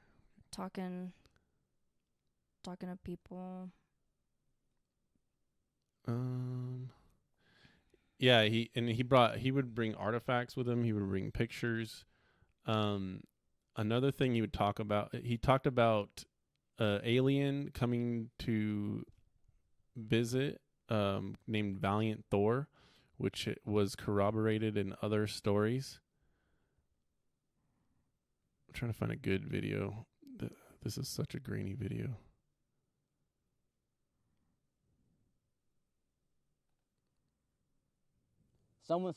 Sorry.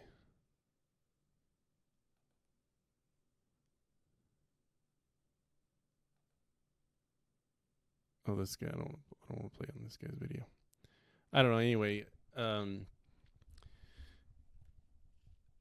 don't know, where were we? So I guess he goes to work at this place, and the way he explains it is he knew something was going on when he got there, because it was a really high level security, and he didn't really understand why, like he had to wear a gun. Working at Dulce. Yeah, working at Dulce. Well, this is the creation of the underground base. This is what happened. Okay.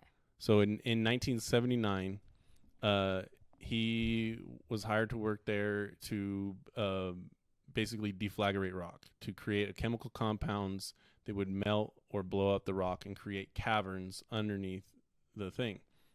And the way that they would do that, it was a drill 4 holes, lower explosives down the holes, and then blow a cavern in the mountain. They said like they knew something was wrong away because they were drilling down, and right when they got to about the depth they wanted to go to, the drills kept coming up broken, and so him and another Green Beret went to go lower down on the hole to find out what was going on with the equipment. And he says once he got down there, here's something I don't really understand. He said he was in a spacesuit environment, but he said he could smell them. So that's something that doesn't really add up to me. How can you smell anything if you're in a spacesuit environment? What does a spacesuit environment mean? Well, I would imagine that you have your own oxygen supply. Yeah. Unless, maybe they just had something, like a closed circuit type thing, like an oxygen, like something to clear the oxygen, or I don't know. But that's what he said, and they lowered him down into the basket. And he said he didn't think too much about it. He put a magazine in his gun, and he shot 2 of them before one of them kind of did this motion over his chest. He said that, I think in one interview, he said they were wearing some kind of like pack or something that was sitting in front of him, and he went like this over his chest, and he said like a blue like electric lightning bolt hit him. He shows like his hand, right? He's like missing the fingers. Said he like crispy crittered his foot, his exact words. And the Green Beret basically pushed him in the basket and hit the up button and basically saved his life. And from there like 66 of our troops died, basically clearing out this base. And is it the Dulce Wars? Yeah, that's the Dulce Wars. That's the Dulce Wars. Yeah, happened in 79. It says right here too. That there was in 1979 there was a confrontation over weapons. A lot of scientists and military personnel were killed. Maybe there's some kind of. Maybe there's two different stories. Types. Yeah, 2 different. Because what? Yeah. So he was saying, he claims that happened on. Did he mention the Delta Group? Yeah. Yeah, this mentions the Delta Group. See, but then this says that it had something to do with the bullets. That's also what Robert Lazar says. Over weapons. But that's also something that he said, he admits that he just read. Oh. So maybe he's reading the same thing. Okay. So there's 2 things that don't really add up.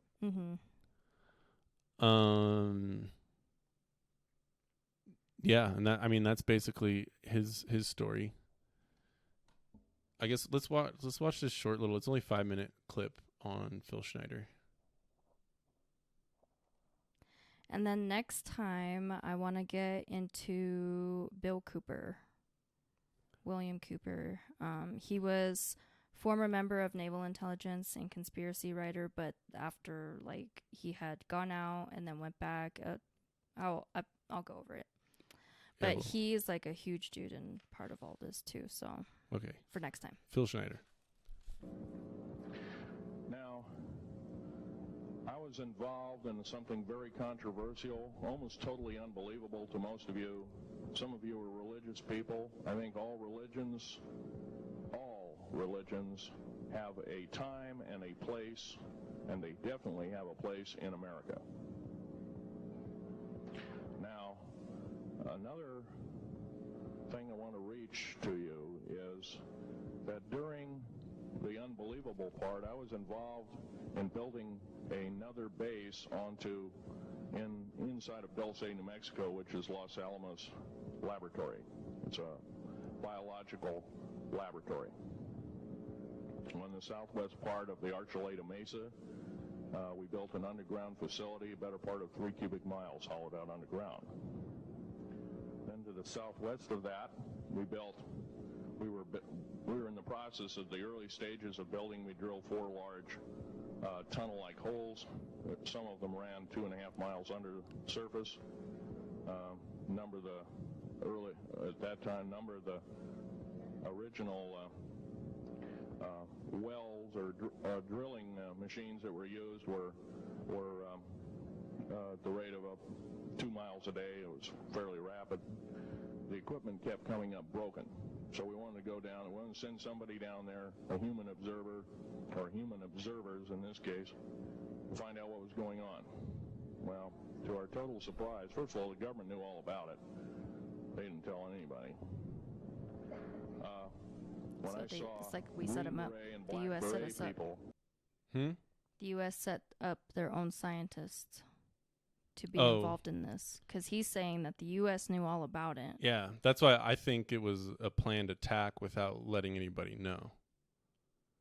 I think they planned on drilling through the top, having the drill people just drill. Don't worry about why we're drilling, or tell them it's for building a base. And it's too have the troops there ready to go in. Probably whoever's the commander knew what was going on. And really, they probably didn't plan on. They probably planned on most of those guys dying, and the story dying with them. And if they didn't die that day, they were probably put on some other kind of mission where they got offed. They probably didn't want anybody involved in that to make it. That's what I think. In order for what? In order to just wipe out that underground? So no one ever hears about it. I think that's why they wanted him dead so bad. Because he was coming out. He was probably one of the very few people able to get that out there.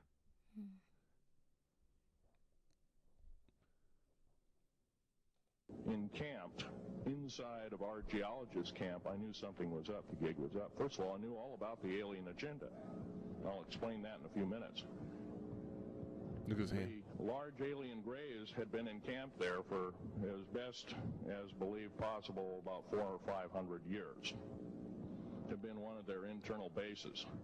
And we drilled holes right on top of it. All the stinking air, all the black sooty air came right out as soon as the first hole was sunk, and all. Maybe he smelt it before. Well, that's when all the hell broke loose. Really, all started. Anyway, after we drilled all 4 holes, it took about 2 days to drill all 4 of them. And when you build an underground base, you drill 4 basic holes, and you build called stopes or cross-member holes across, and then you use blasting equipment, special blasting equipment by the analyzation of the rock formation, and you literally blast out or tunnel out or deflagrate or melt rock out to build the large rooms that are required for this underground base. Well, in this process, I was lowered down the basket of one of these holes, and about from me to this elderly woman here in the front was sitting a 7-foot-tall alien gray. The stench was worse than the worst garbage can you can imagine.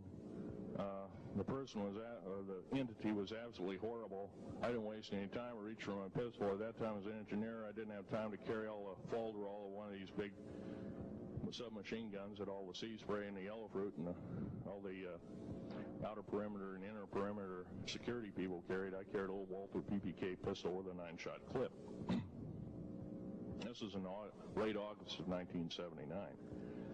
Now, you got a regular suit of clothes, you got a regular clothes on, plus you're in almost like a spacesuit environment, and you're reaching for a gun. It's not the easiest thing to do, and then to pop a clip in it and start shooting.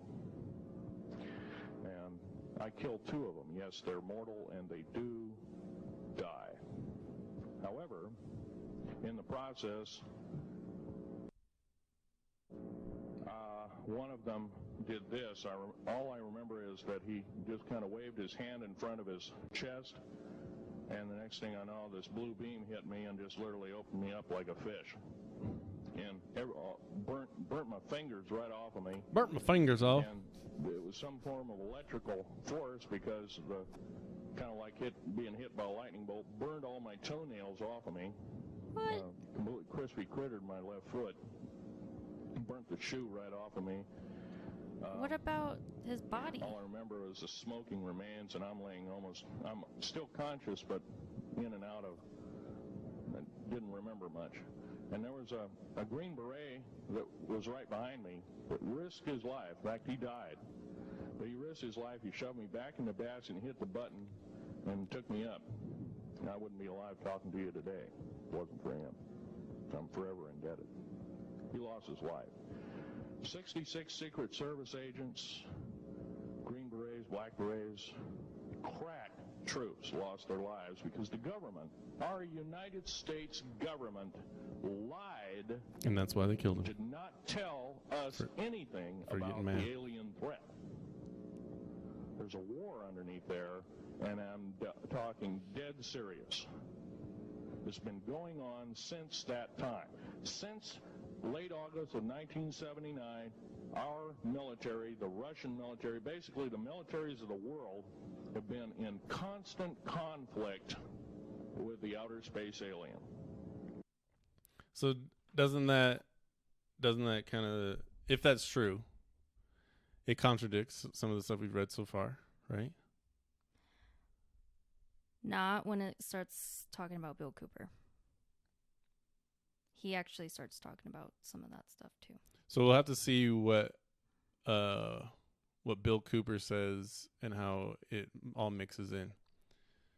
Because we're starting to see some slight split in some avenues of the story. Like I'm still curious of what it was talking about in the 1979, whether it was about, because I've heard that before too about the bullets. So that has to be a different situation unless he's lying or he's lying. Someone's not getting their story straight. The bullets? What bullets? That's what that says. It said that it was started over the reaction of bullets. Yeah, read it. Can you find it? It says in the late 79 there was a confrontation over weapons. A lot of scientists and military personnel were killed. So, okay, actually, so it doesn't. So now what I've heard about that is Bob Lazar talks about him having to read paperwork that he would get briefed on, basically. It was like government papers, and it would just be like briefings. And he didn't really understand the full context of them. But he talks about that sometime in 1979, the aliens and the humans were working together, and I guess there was a misunderstanding about the aliens not wanting one of the security personnel to enter a certain area, not because he had the weapons, and he said not because of the weapon, but because of the copper in the bullets might become conductive or something with whatever they were doing in this room. And so that confusion started a war. So that's a totally separate story that I've heard that maybe happened at the same time. I mean, maybe one was the precursor to the other. You know, maybe they were working together. That happened, and then they were like, you know what, fuck that. What if they covered it up as that? Well, both. When they already covered it up, it's covered up. No one knows about it. So I mean, you know, what we're doing is we're comparing two completely different stories. That the people who are presenting the information, not the people who were there and had more of a hands-on experience. They're the ones telling different stories, but it's being it's being mixed together by these guys. Okay. It's like they want it to be simpler for them to understand, but it doesn't make sense. Like we have to look at all the information exactly how the sources are saying I it. mean, they would also have been told what they're doing isn't really what they were doing. Like what Bill's trying to say is like the US knew that Bill there or were Phil? Sorry, Phil. That Phil knew that the US knew that there was aliens down there, and they sent us to drill down there anyway and cause that firefight, whatever. Which, I mean, it's either this person saying it's over weapons. To me, different. Yeah, to me, it sounds like two completely separate incidents that possibly happened the same year, but because there's so little information on it, they just are trying to morph it into one incident that happened. Mm-hmm. But from my point of view, it looks like two completely separate incidents. Okay. Yeah, I agree. Maybe Bill has something to say on it. Yeah, we'll have to find out more, because I know there's plenty of there's enough information about specifics for them to be for sure to know that they're the only thing that's similar about them is it's a war in an underground base that happened the same year. So I mean, I guess those are pretty major details. Mm-hmm. Maybe we're gonna end Dulce. What is there anything else we want to mention right now? Because it just goes into the deep, right? Remote viewers. Oh yeah, okay. We'll get into that later. Mm-hmm. Australia has a base called Pine Gap, where they have remote viewing capabilities. Remote viewer taps into aliens at Dulce base, which would be an interesting story to talk about too. Dr. Courtney M. Brown. He was involved in a secret military intelligence unit of remote viewers. They were used to focus in on and glean info from strategic targets. So remote viewing is when you can actually detach from your body consciously and travel. Right. And so it gets into a huge stuff. Then it talks about the Indian reservations near Dulce. A lot of sightings. Mm-hmm. A lot of sightings. Let's see, maybe we can pull up a... So, this is interesting. So, early 1960s nuclear blasts occurred about 30 miles southwest of Dulce, New Mexico, right off of US 64. This nuclear blast was conducted under umbrella of the Project Plowshare and was named Gas Buggy. That's weird. It was recently been alleged that this particular subsurface nuclear blast was used to create a hollowed-out chute or chimney for the development of a substation for a super-secret tunnel system attached to an underground Black Book project base.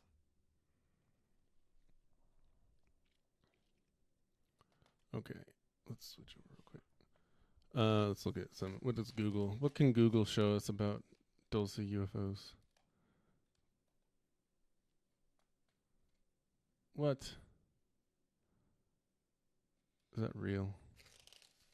Ooh. They got all this ink, or what is it called? Watermark. Dale Odell. Only stock photo. Dude, I want to zoom cool. in and enlarge this. Ooh. I don't know. Looks a little transposed to me. Yeah, it kind of does a little bit. Zook can't stand it. Zook wants to go out and see an alien. I know he does. Here's a very grainy image. Can we zoom in?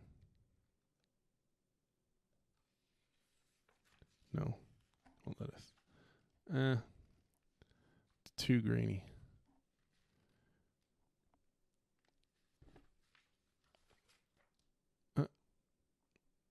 That's tiny. No. Oh, that's one of those drills. Yeah. Oh, that's cool.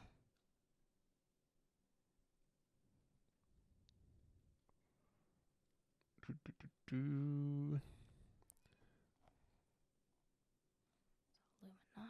Oh, I've seen that one before.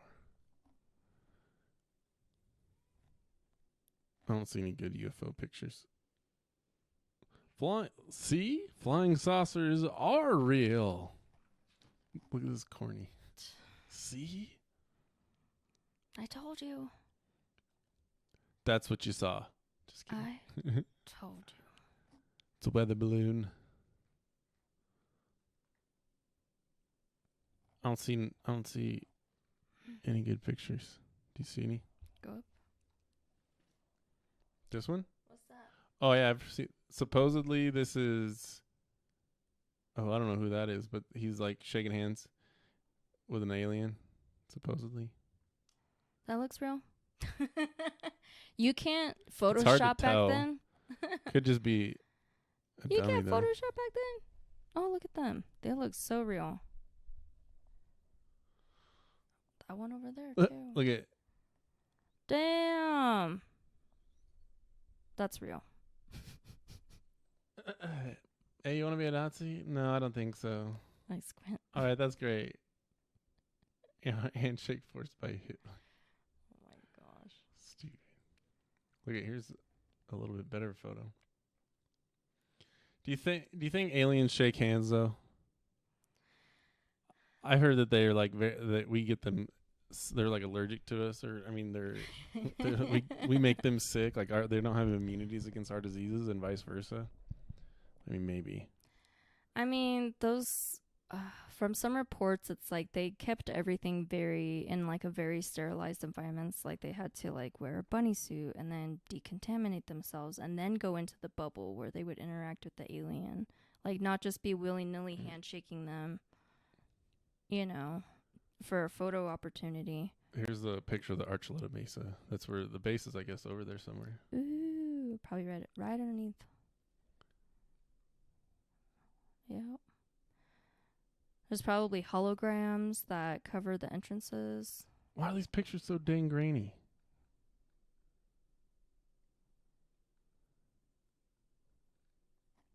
Not one UFO picture from Dulce. There we go.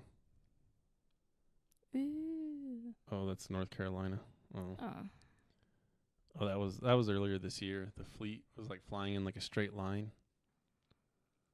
Starlink? No, there was like a UFO sighting earlier this year of a bunch of. They were like all flying like in a cluster, but going in like in a line basically. In a straight line. That sounds like Starlink too. Is that what it was? Starlink does that. What's Starlink? Duh. Mr. Musk, I'm in love with Elon. Oh, Musk. that's his thing? Yeah. But what is it? It's not Neuralink? No, it's not Neuralink. It's the Starlink satellites. Starlink satellite. Another picture of Phil Schneider. I like his hat. I'm trying to find good UFO pictures. Here's one. See, look. That's kind of trippy.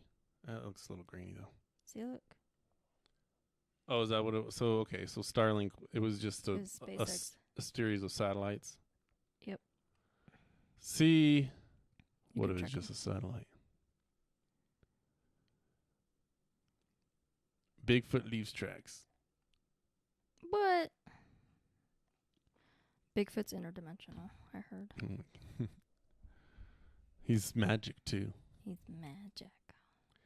Bigfoot can just create a sled out of nowhere and sled away from you. Cha. I thought everybody knew that. Bigfoot actually doesn't weigh anything. He can just float across the snow. That's why you never see his footprints. Because he can levitate. Yeah, what's up with that? If he can levitate, why is he leaving his tracks everywhere? Well, it's like it's like, you know, when a little kid, you're like playing and he's like, I got this superpower, and then you're like, okay, well, I got this superpower and I hit you. He's like, nah, but I got this superpower that like totally makes your superpower not work, doesn't work against me. And it's like, what the fuck is the point of even playing this? That's what that's like to me. It's like how come we never see Bigfoot's footprints. How come there's no evidence? Because he's magic, and there's no evidence of his magic. Then they're probably then why would you ever even find any shred of evidence ever at one time ever? They're totally not faking that. Come on. I'm wondering if they You're just making can't, conspiracy like, theorists look bad. Not you. I'm just these people are. These people. I mean, The problem with conspiracy theories is that crazy people believe them too. It makes the sane people less credible. I know, damn it. I'm not finding anything good on Alien Fest 2021. What is that? Dulce. Let's just look at UFO sighting. See what this. Even if we're gonna, let's see if Google even give us anything decent. No, it's all just this new stuff. Scott says, John, check your Facebook Messenger for that underground base. Facebook Messenger. All right, hold on. Let's go back to this real quick.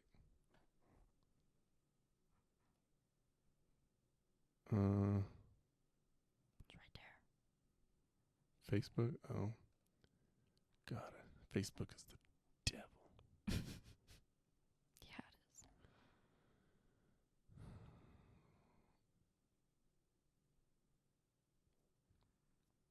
Oh, Oh, yeah, I've seen this. So, okay, so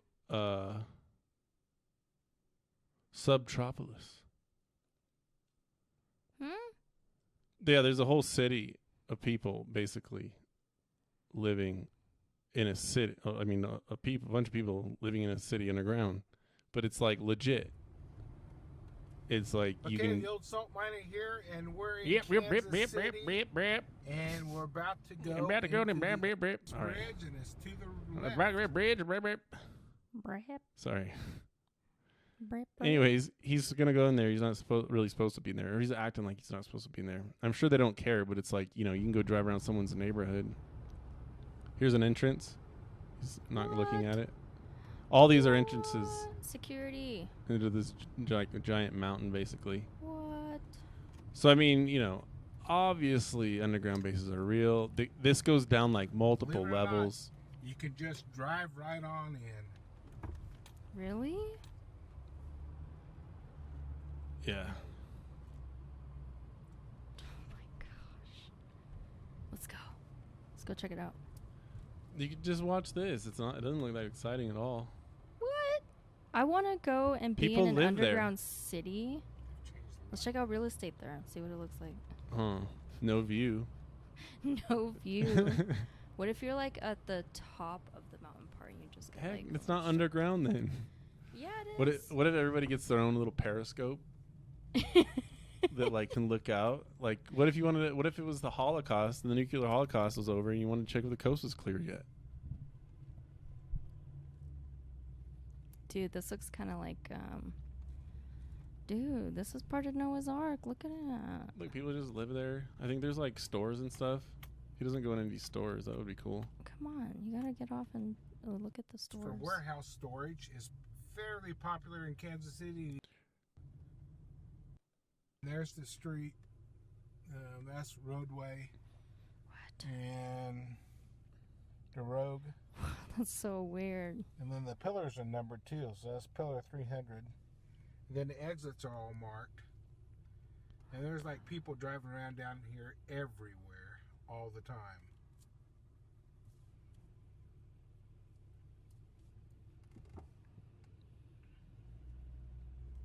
Yeah.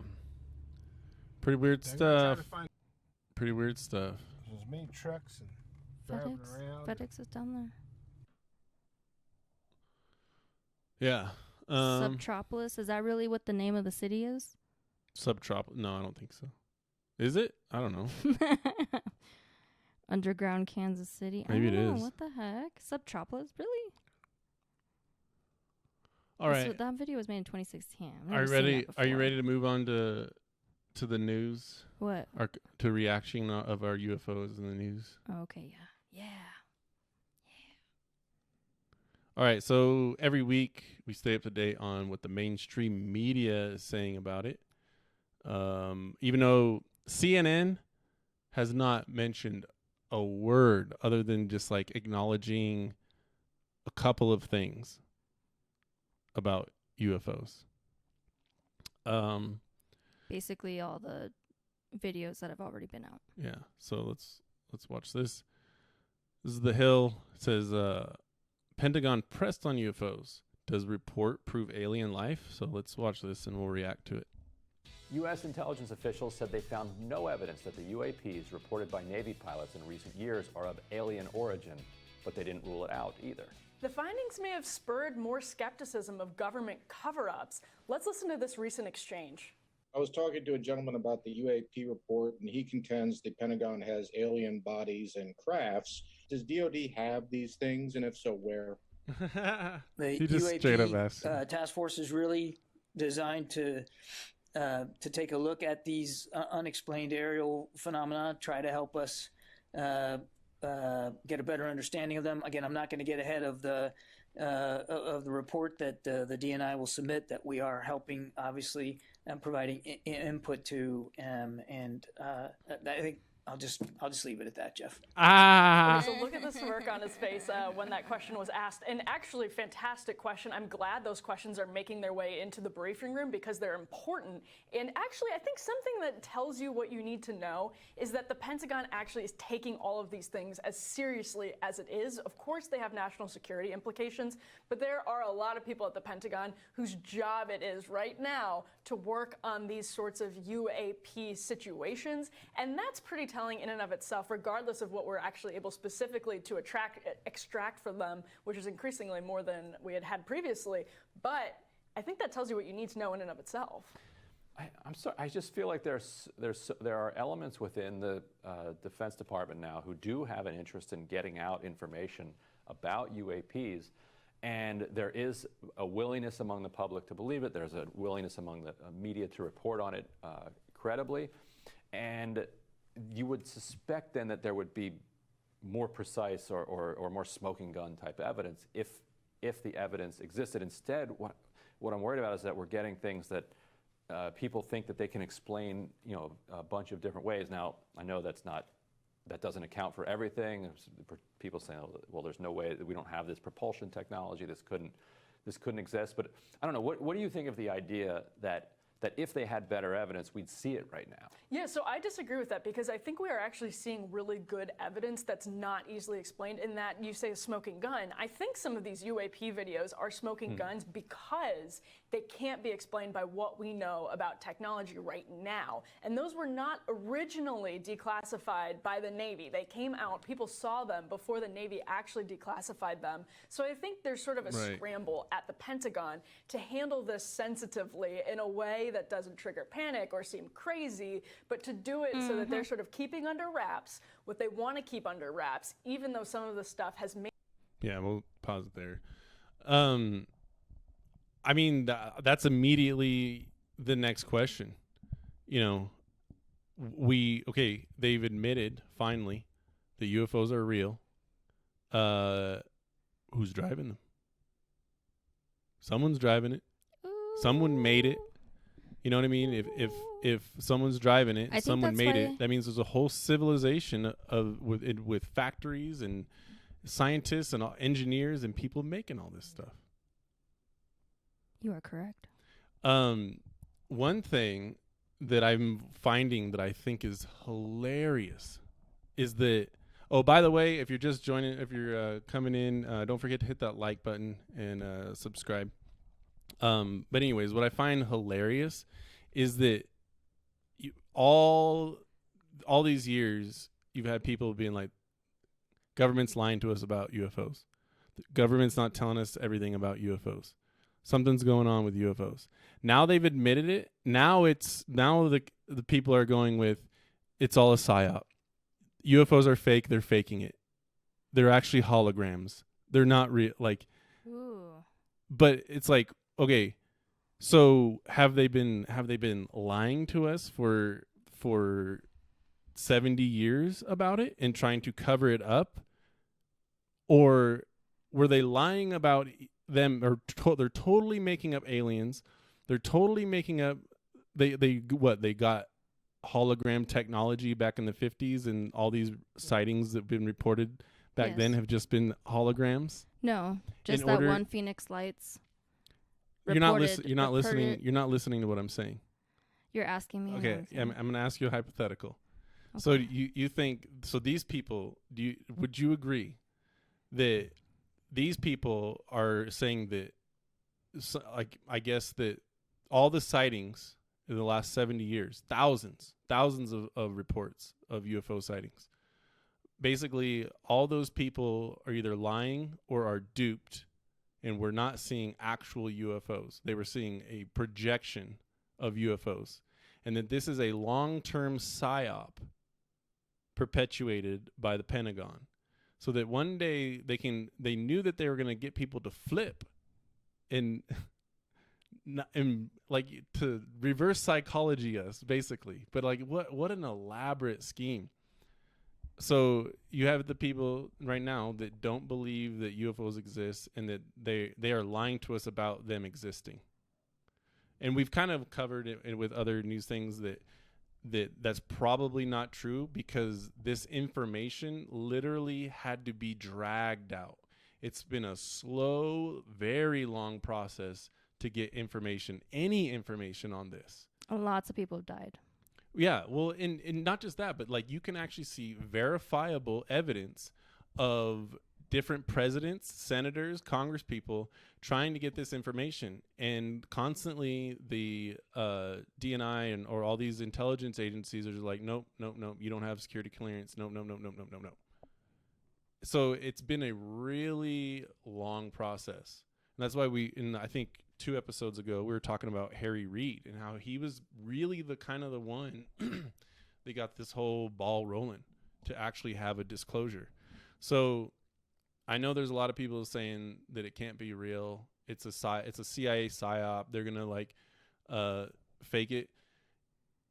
It's got to be partially real, because we've had enough evidence before this that overwhelmingly explained that UFOs exist. Mm-hmm. They do exist. And they lied about it for so long that they're now finally having to tell the truth. Mm-hmm. So I just don't buy people that are saying that, like, oh, well, it's all fake. I think that's wishful thinking. I think that thinking about UFOs bugs some people. Right. And to have to, especially right now, to have to tackle the idea of aliens and UFOs is probably too much for a lot of people to handle with everything else that's going on right now. So their brain is just probably finding easy ways to dismiss it so they don't have to deal with it. I think that's cognitive dissonance. I think that's what that's called. That's what I believe, because it's like, so what about this person who saw this thing? Like, either they're lying, crazy, or they're being fooled. And for them to be fooled, it's just a very weird way. Like, why would you make people drag it out? You know, it's not like they were suddenly prepared. You can go back and look at the paper trail. Mm-hmm. So, but holograms are real too. They do have technology that's been out. I tried looking up in medical and just doctorate. What is that, like Scholar, Google Scholar, and PubMed and stuff like that about Project Bluebeam.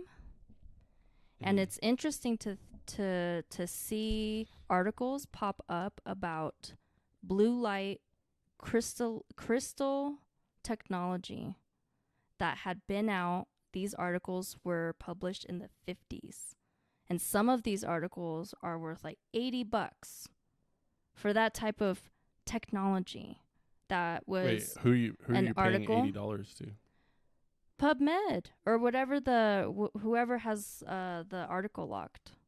You have to pay it through these institutions and whatever. Like it's a government site? Like it's a scholarly site. Oh. It's an education site, like, important. Like peer reviewed and so they've had the technology since then. And then what about Project Bluebeam? We still have to get into that too. I don't know if they've had the technology, because they've come up with blueprints and patents for UFOs and UFO technology, but they're based on theory.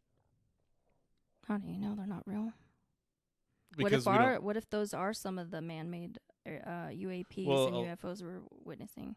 I mean, possibly now, but I don't think back in the 50s that we were doing that.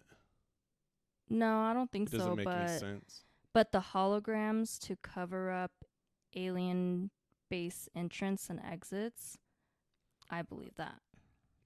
I mean, yeah, I guess maybe. I probably wouldn't need to go that far. That's the to far. cover it up. They went that far. That, well, supposedly, I don't know. There's, the technology. There's all these theories and stuff like that. I mean, I don't know how you can fully say without actually being there that it was a holographic entrance, but that's what most of the pilots say. Even like with the whole hollow Earth theory and stuff like that. That the moon's a hologram. The poles. Oh yeah, and the moon's a hologram, but like the poles. It goes so deep. It's just like, okay, where's your evidence? Oh, this guy said this, and he got it. He was in the government, so that's 100% true. All right, we're gonna watch this next clip. It says aliens not ruled out as being recent UFO sightings. Alone or not, according to leaked information, intel officials apparently found no evidence of aliens being responsible for the UFOs recently spotted by U.S. Navy pilots. But it's also not ruling it out. Jeremy Corbell is an investigative filmmaker. He's been on this story for years. Jeremy, welcome back. He did the Bob Lazar film, right? Mm-hmm. Good morning to you. I don't know what else is going to be in this report. The New York Times gave us a teaser last week. What did you take from that, Jeremy? Let's start there.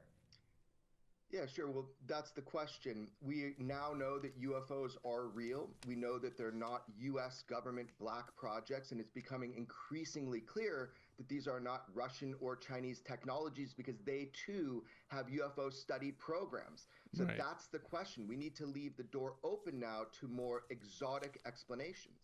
Bill Nelson's former senator, and of course, astronaut, he had this to say.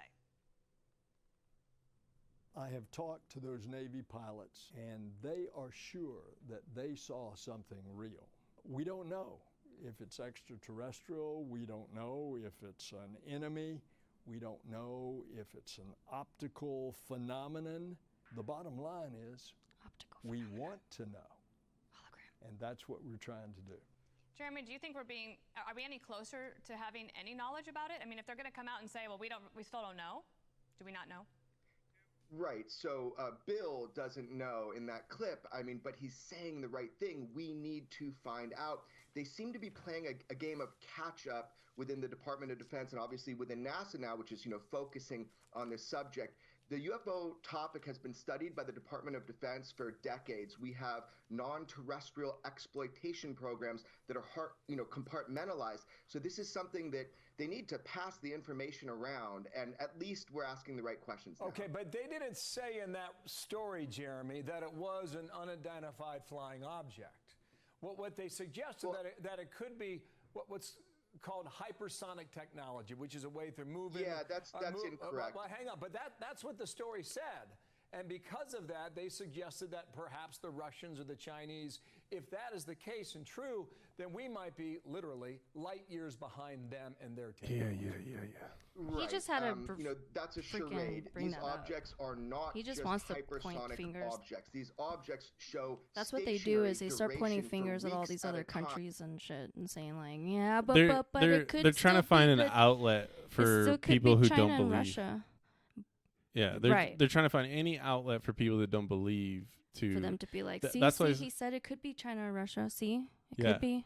Yeah. So it's not alien, guys. The people it's that don't want to think about it, they're gonna be like, it might be China or Russia, and then they go back to thinking about dumb shit.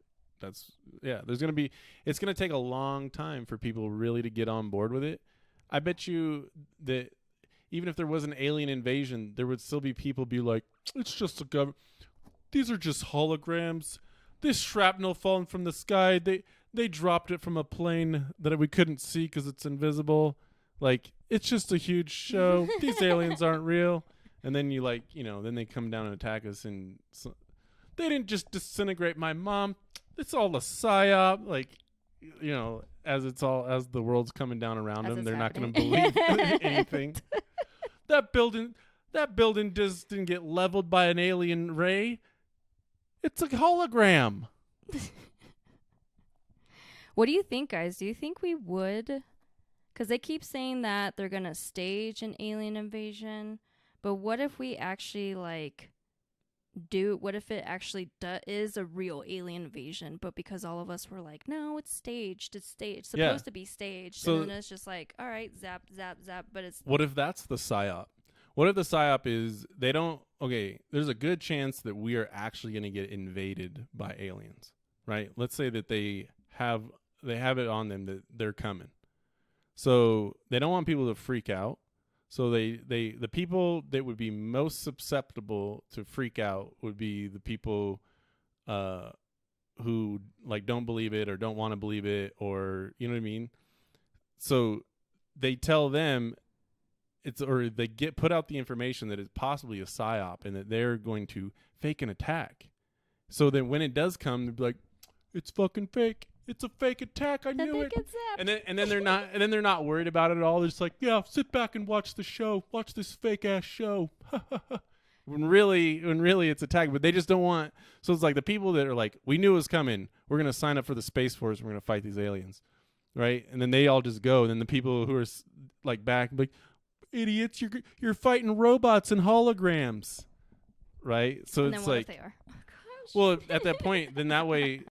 They just go about along their day thinking that everything's normal, and they don't, with as little much disrupt to the economy as possible.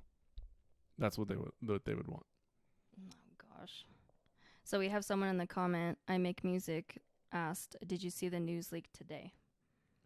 The new leak today? No. Oh, the new leak. Sorry, my bad. What? The new leak. I wonder what. What station was it on? We'll look it up right now. Let's while we're waiting for that, I just want to watch this real quick. Real quick, Jen Psaki. What is her? She's a press officer, press leader of the press. Let's see what she has to say. Asked about.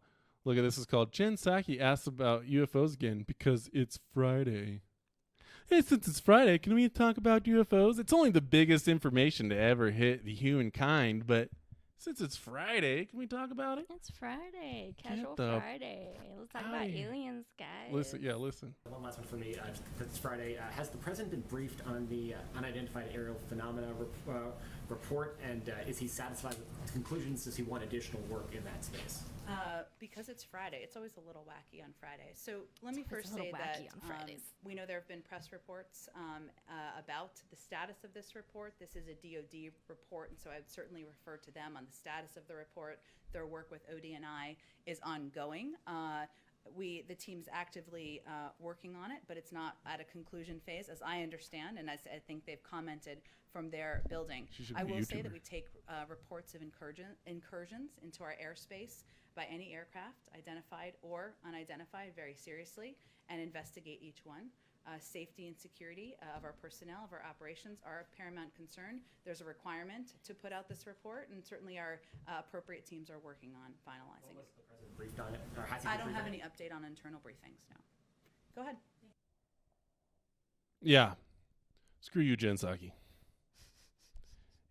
You suck. Yeah, I don't know. More nonsense. Let's see if I could find this. So Scott says Space Force is a bunch of Air Force converts that sit in SCIFs and do satellite-based warfare. Ooh, Space Force. Yeah, I knew Space Force was going to be some covert, undercover funding, just another excuse to be funding their operations. Yeah, I don't know if there's a new leak today. Leaked footage. No one's uploaded it to YouTube anyway. Let's see if we can.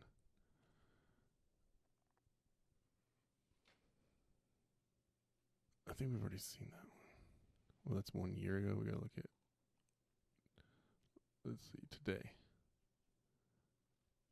Nothing uploaded today.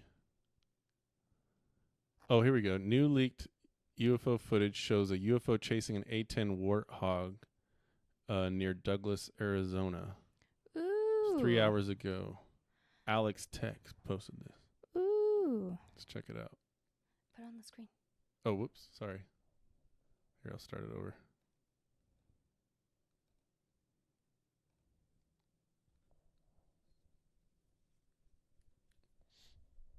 That's the A-10 Warthog. There's a UFO. Or maybe that's a bird. Hey, there it goes. That's cool.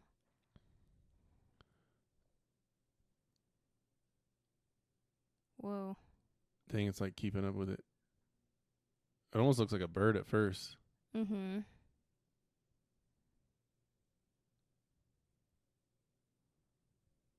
Whoa. That's cool. All right. You can't Photoshop that. Yeah, that's pretty trippy. Was that the one? Click the YouTube link. I didn't get the YouTube link.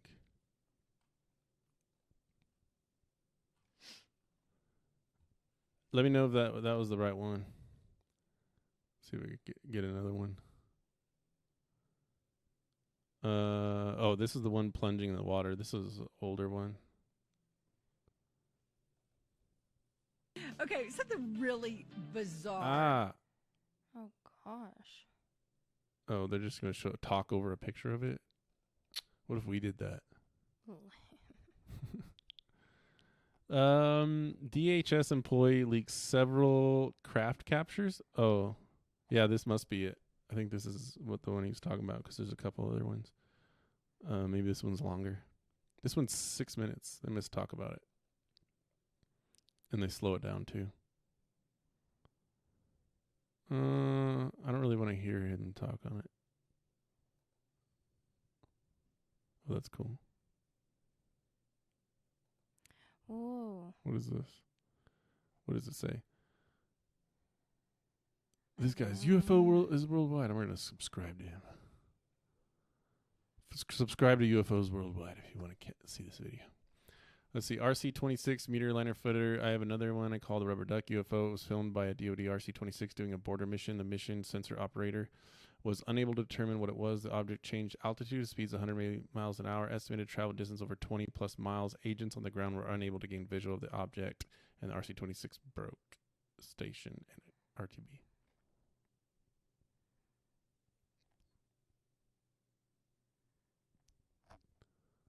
So we got some infrared footage.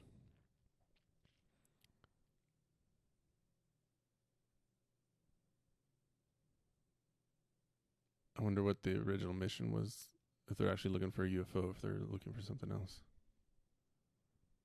Oh, so you see something there. That's cool. So I wonder if they were actually looking for that.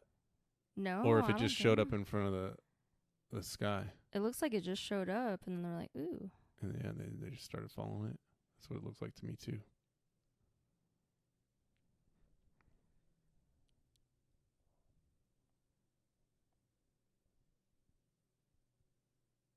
That's cool. It looks like it's got like a little thing above it. Like It it's almost another looks like craft. it's like 3 crafts flying close together. Yeah. Or one big one and then a small one on above it flowing close together. Or it's a duct-shaped UFO. Oh, is that what he was saying? Duck? Tohono O'odham footage, reservation, Arizona, date unknown. Let's see. The strange black lines you're seeing are the Seguro cactus that can be measured up to 12 feet tall. This object did not register a heat signature and is reported to be traveling 40 miles an hour. That's very slow. Mm-hmm. Our source states that the following when sharing the footage, the area where it was seen is frequented by military tech. Since we have a military installation close by, I can only guess what this is.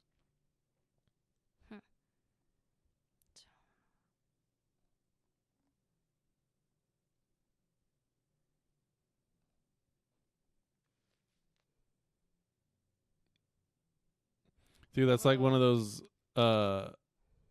recon droids from Star Wars. Like, battle daddle, daddle daddle, just daddle daddle. Just flying around. It's a little probe. Dude, that's kind of weird. Dude, it's looking for Luke, dude. It's looking for Luke. It's a recon droid. It's a Imperial recon droid. We're already living in Star Wars, guys, just so you know. Yeah, we're the Ewoks. We're the Ewoks in Star Wars, except years later, and they spliced us with intelligence. Now it's going really slow. Oh. Yeah, it said only 40 miles an hour. Let's have a closer look. Thanks, UFOs Worldwide, for letting us watch your video on live stream. That's pretty cool. There's a closer. Yep, looks like a Imperial patrol droid. Oh, that's the duck.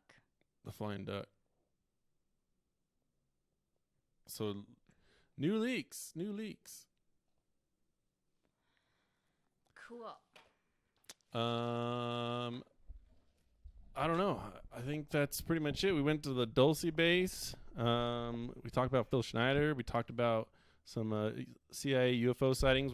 Next week we'll go to like 1952 and maybe go to 52 to 53. Go through those 2 years. I want to talk about Bill Cooper. And we're going to go into Bill Cooper. Do you want to talk about Bill Cooper, or do you want to go into the other book first? Let's do Bill Cooper. I feel like he's more credible. Okay.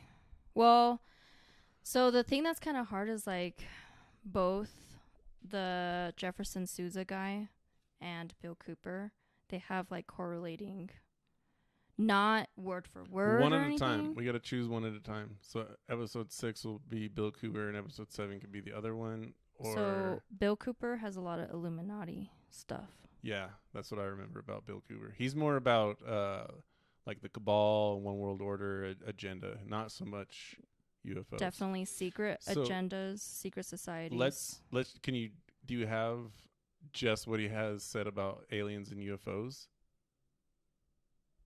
There's parts of it. I want to do some research on. So let's do the Jefferson Sousa first. Okay, yeah, let's do him. And so we're going to talk about Jefferson Sousa. Just to get ahead, I'm very questioning. I haven't done a lot of research on Jefferson Sousa, but it's hard to read. It's hard to hear his stories because it doesn't like, there's not really like it's not like set black, like chronologically black and white. It's not organized. He does in the other book. This is just what Gil Carlson put it together. I feel like we Dulce could Wars. organize a better book than that. Yeah, because then the other one, the actual Blue Planet Project, it has the setup, like the stage, a lot of the stuff that Bill Cooper talks about. Mm-hmm. Except Bill Cooper talks about the secret societies. He talks about like the secret societies, the Satanists, and all those world order type things. Let's stay away from that for now. Let's just try to stick to UFOs. We can go. I mean, I do want to talk about those on this channel, but we have plenty to cover right now. Let's just try. Let's spend the next couple episodes or however many episodes we need just to get into as much as what's out there for CIAs as possible. I mean, not CIA, but the UFOs as possible, and just create a baseline of information so we can kind of really look at it with a different lens. Jefferson Sousa has like all this information, like chronological order of alien types, subtypes, and their purposes here and stuff like that.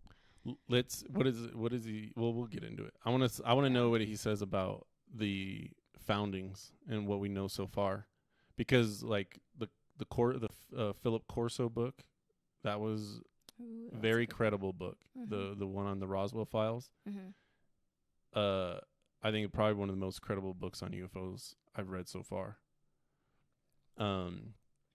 So let's see, since I feel like we know a lot about UFOs from the 40s to the 50s right now. Let's try to mix that in, and then we'll talk about Bill Cooper. Man, we got more viewers. Maybe we should just keep going looking at UFO files.